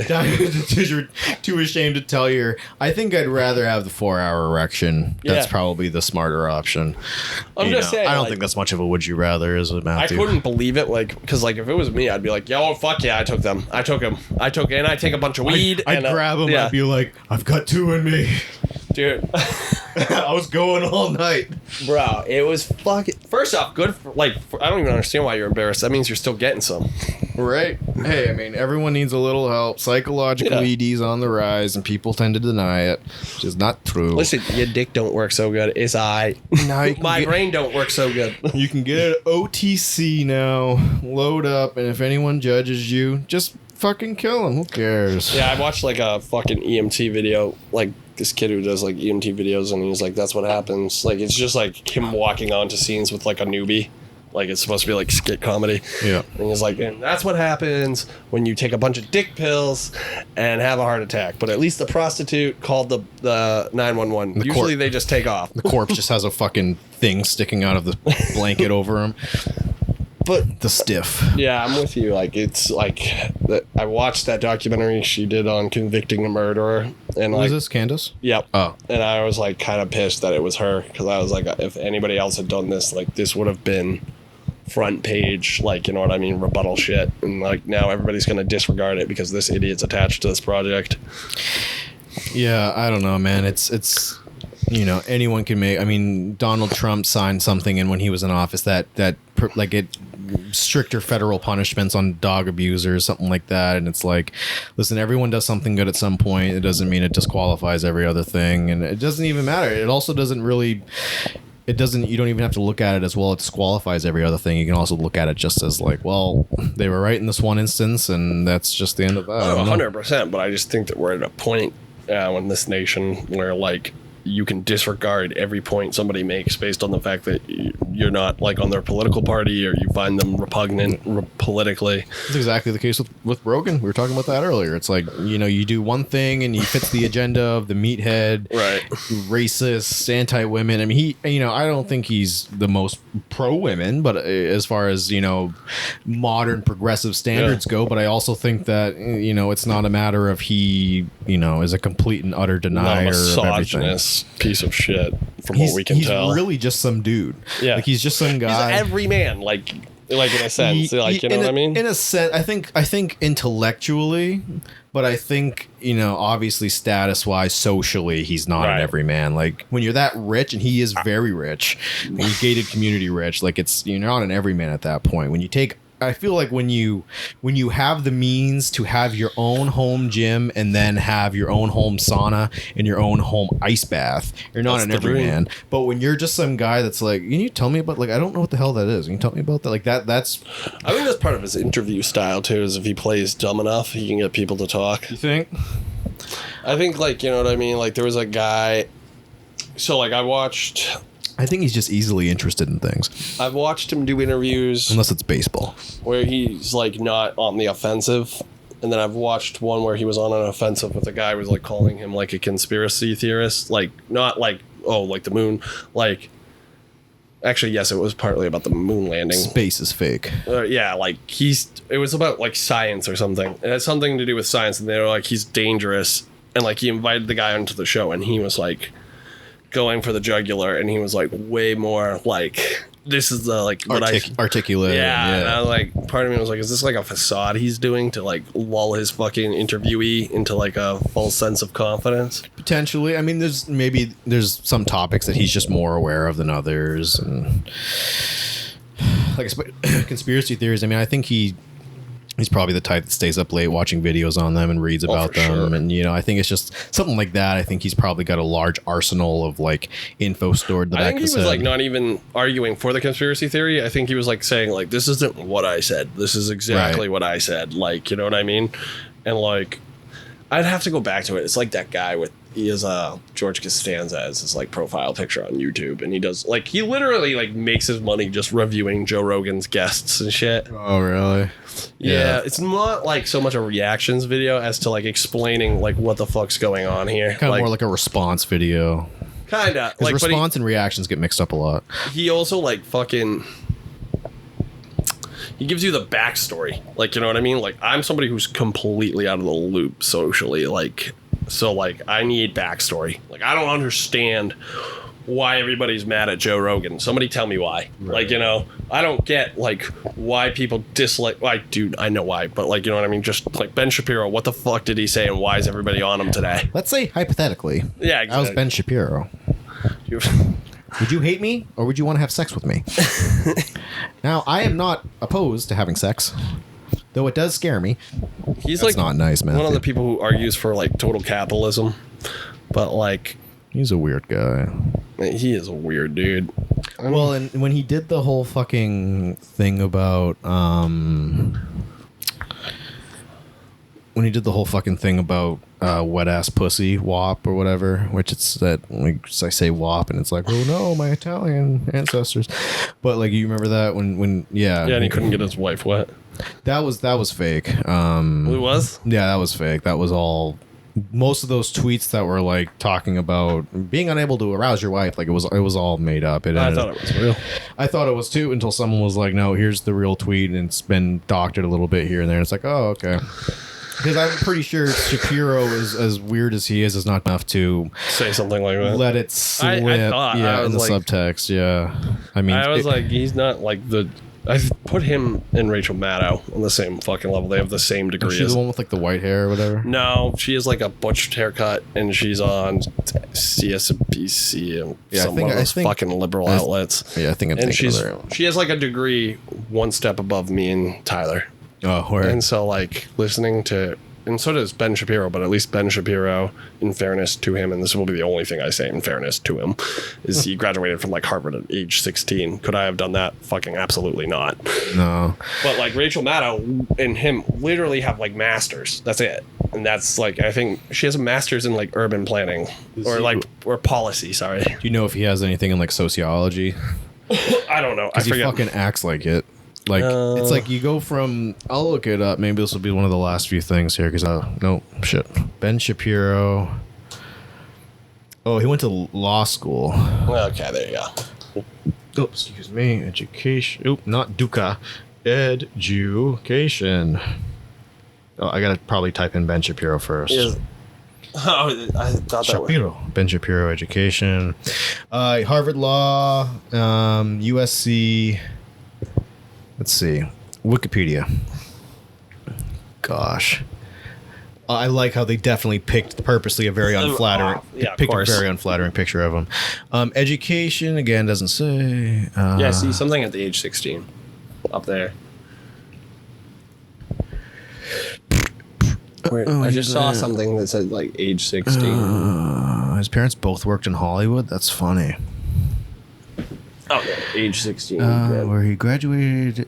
He graduated high school at 16 and then attended University of California. With a Bachelor of Arts in Political Science.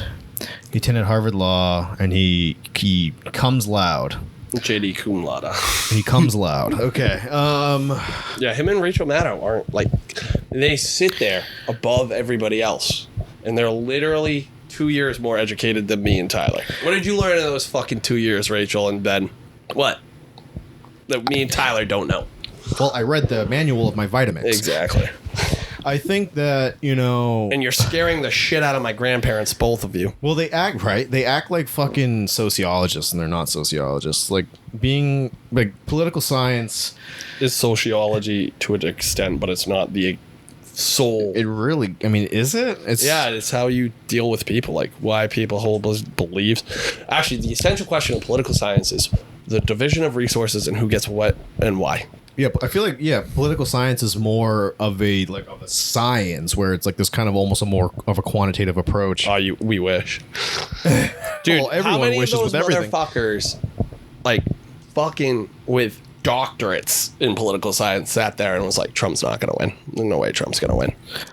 Trump didn't win. What world do you live in? No. Yeah. Everyone was saying Trump's not gonna win. And those guys went to fucking school and did it for 8 years, and they still couldn't fucking and like. Well, and that's a classic case of just blinded by bias. Yeah, not necessarily. I'm sure there was a ton of conservatives who were like, he's not going to win. Well, most people thought he wasn't going to win. I didn't think he was going to win. My dad voted for him the first time and didn't think he was going to win. But just, he hated Clinton. Like most people who voted for Trump, they didn't like Clinton so much that they were like, we'll deal with Trump. Huh? I said, yo.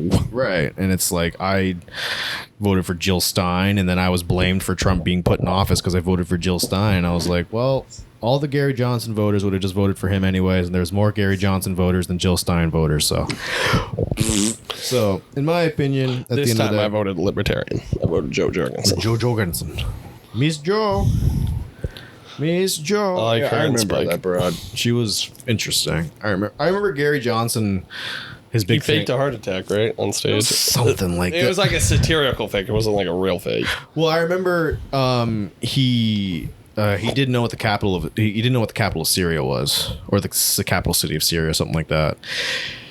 And I forget what it was, but someone, I think, asked him, like, what are you planning to do about that? And he's like, I don't know where that is. Well, at least he has the balls to admit it. I guarantee you Biden and fucking Trump don't know half this shit. They have their fucking advisors telling them. The capital of cereal is Frosted Flakes. I'm going to say... Frosted Flakes is my favorite most cereal. right-wing thing I'm going to say is Biden doesn't even fucking know what room he's in right now. See, I don't think that's right-wing. I see that everywhere for everyone saying that. I mean, I don't think anyone... Well, there are plenty of people who I'm sure are very happy to have Joe Biden as president, Jason Alexander being one of them. But I think it's like most people, like, I mean, all the fucking people in Congress, like Pelosi, like, I don't know anyone. That's not true. I don't know anyone who likes her, but I'm sure there are people who like her. There's just a really shared notion. Like, nobody likes Lindsey Graham. Nobody likes fucking... No one likes the people, like, fucking Mitch McConnell's clearly hallucinating during a fucking press conference. Dianne Feinstein was, like, fucking giving up political fucking power of her estate. Yeah. Political power, like, power of attorney. And she's still making fucking decisions. Like, it's scary. I think it was Candace Owens. It may have been Candace. It may have been the other conservative woman that's running this year or whatever next term, but like someone was like, this is elder abuse. Like, they're forcing these fucking people, like, their families need to be held accountable. Like, doesn't anyone fucking say, hey, stop doing this? No. Which maybe it is. I don't know. Maybe Mitch McConnell wakes up and says, I'm not fucking going anywhere. How do they keep getting elected? How that was my constituent. Like, no, if I was their constituent, like, I would be out there every day. Like, this woman is too old. McConnell wanted a landslide during the last election. Like, unreal. The only good thing that's come from Kentucky is fried chicken. I couldn't think of a better punchline than that. Dude, what about fucking the Wildcats basketball? And Wildcats basketball. And the Derby. Oh, fuck. I love the Derby. My point's going to shit. Which is a good thing, I think. And bourbon. Yeah. Bourbon's good. I've never been into brown liquors. You should. Once you go brown, you never go back. I've heard that, like, I don't know. I've always wanted to try like the bourbon that's in a fucking glass case at the front of the store. Probably not that good. Really? Probably like cognac. That's for the not cognac. What's the fucking Crown Royal? Yeah, I think Crown Royal's out, but like, isn't Patron in there? And like no, Patron's like a tequila, right? But like, in the glass, glass case, probably. Because people are stupid and they think that like Crown Royal's like actually good. Like when you have like actual like $500 bottles of whiskey sitting around, but like they're not the party drink. Yeah, but if someone ever bought a $500 bottle of whiskey, I'd probably judge. If this podcast makes it big, that's what we're doing. Yeah. Yeah, we should. We should get like a really nice. We should. Yeah, if it ever happens, we'll buy one and we'll share it with our best fans. And we will literally drink it for the whole podcast and get progressively more drunk. And we'll invite our fans and we'll each get like them a bottle. Not each of them. We'll get them like a table bottle. We don't want to go broke. We'll get you guys cheaper versions of what we're drinking. So many fans, especially at the end of this overlong podcast. Boston looking at you, bro. Largely full of me trying too hard. We're gonna get hate watched. We're gonna get hate watched? I think Boston's gonna hate watch me. Like Velma. Like Velma. That's the only thing I am positive that's the only thing that kept Velma going. Dude, no one pisses me off more just by just watching them live than Mindy Kaling. I hate her. I don't know what it is. I think it's because she has like the basic white girl sense of humor, and it's like it's all quick-witted little. But then she directed like some of the better episodes of The fucking Office. Which is fair, and she is. I don't think she's a bad writer per se, but I also the only problem with shows like that is it tends to get boiled down to like a cookie cutter kind of deal, where like lot of the like with Seinfeld, like a formula, like kind of like misunderstanding and callback. Well, yeah, I mean a lot of it's pretty much laid out for you. You know, there's no template to be, unless she came up with like a different way of telling stories and a different way of presenting ideas, then it's usually just following the same thing. And I'm trying to think if there is a basic formula for The Office. I mean, like, other than, like, cringe, but, like, the cringe has to be so unexpected. Well, formula, like, the way shots are composed, the way scenes are composed, Right. the beats, the way it's edited, they all, I don't want to say they all seem the same, but most comedies are like that, where they all That's kind of true. seem the same. I mean, like, in fairness to The Office, it's a mockumentary, so the shot had to stay the same Right. throughout, right? And a lot of times with the mockumentary, when you're directing it, it's about directing the actors, not about directing the show itself.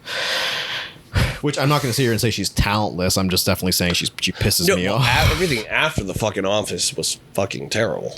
The Mindy Terrible. The Mindy Project was bubblegum.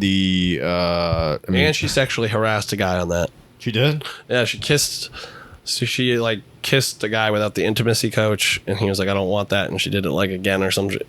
Again, I'm like mincing this story into No, like that's whatever. things, like you can look it up. Like she basically admits like this guy didn't want to kiss her and she kissed him anyway.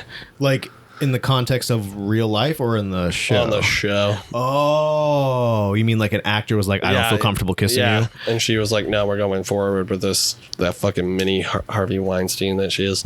Mindy That was Kaling. like not warranted at all. Like Harvey Weinstein's like an actual monster. That's like a fucking Same people. That's Same- like a learn type of moment. Like, you know what I mean? Like we Feel like a learn that boundaries are important. Oh, Lee Pace. Oh, fucking Lee Pace. Yeah. She did that on the Mindy Kaling.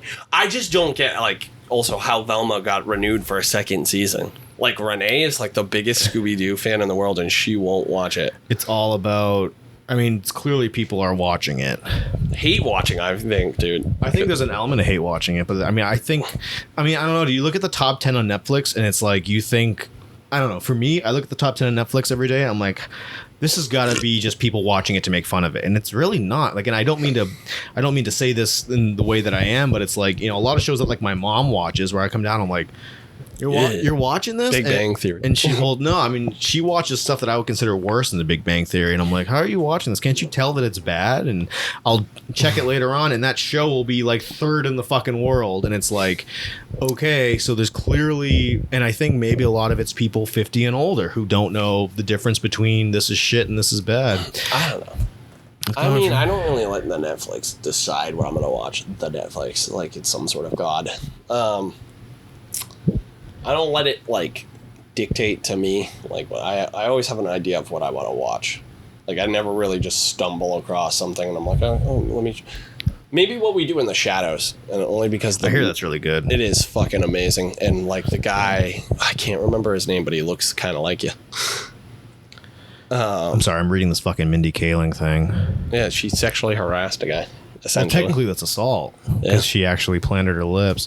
In a 2015 interview on Conan, And she fucking did this interview and joked about she it. admits she had definitely succumbed to that temptation of giving into her power. During a shoot on the Mindy Show, she had improvised an unscripted kiss with Lee Pace. It was unscripted to boot, which that. I don't think kisses happen really unscripted, honestly. Despite her blatant confession, her response led to an abundance of laughter from Conan's audience. Big surprise. Kaling adds that the series writer-producers warned she could get sued for her actions. As a result of the warning, this website just flatly says she threatened them, declaring, "Tell anyone and you're fired." But I'm sure she, in it as a joke. in her mind, meant it as a joke.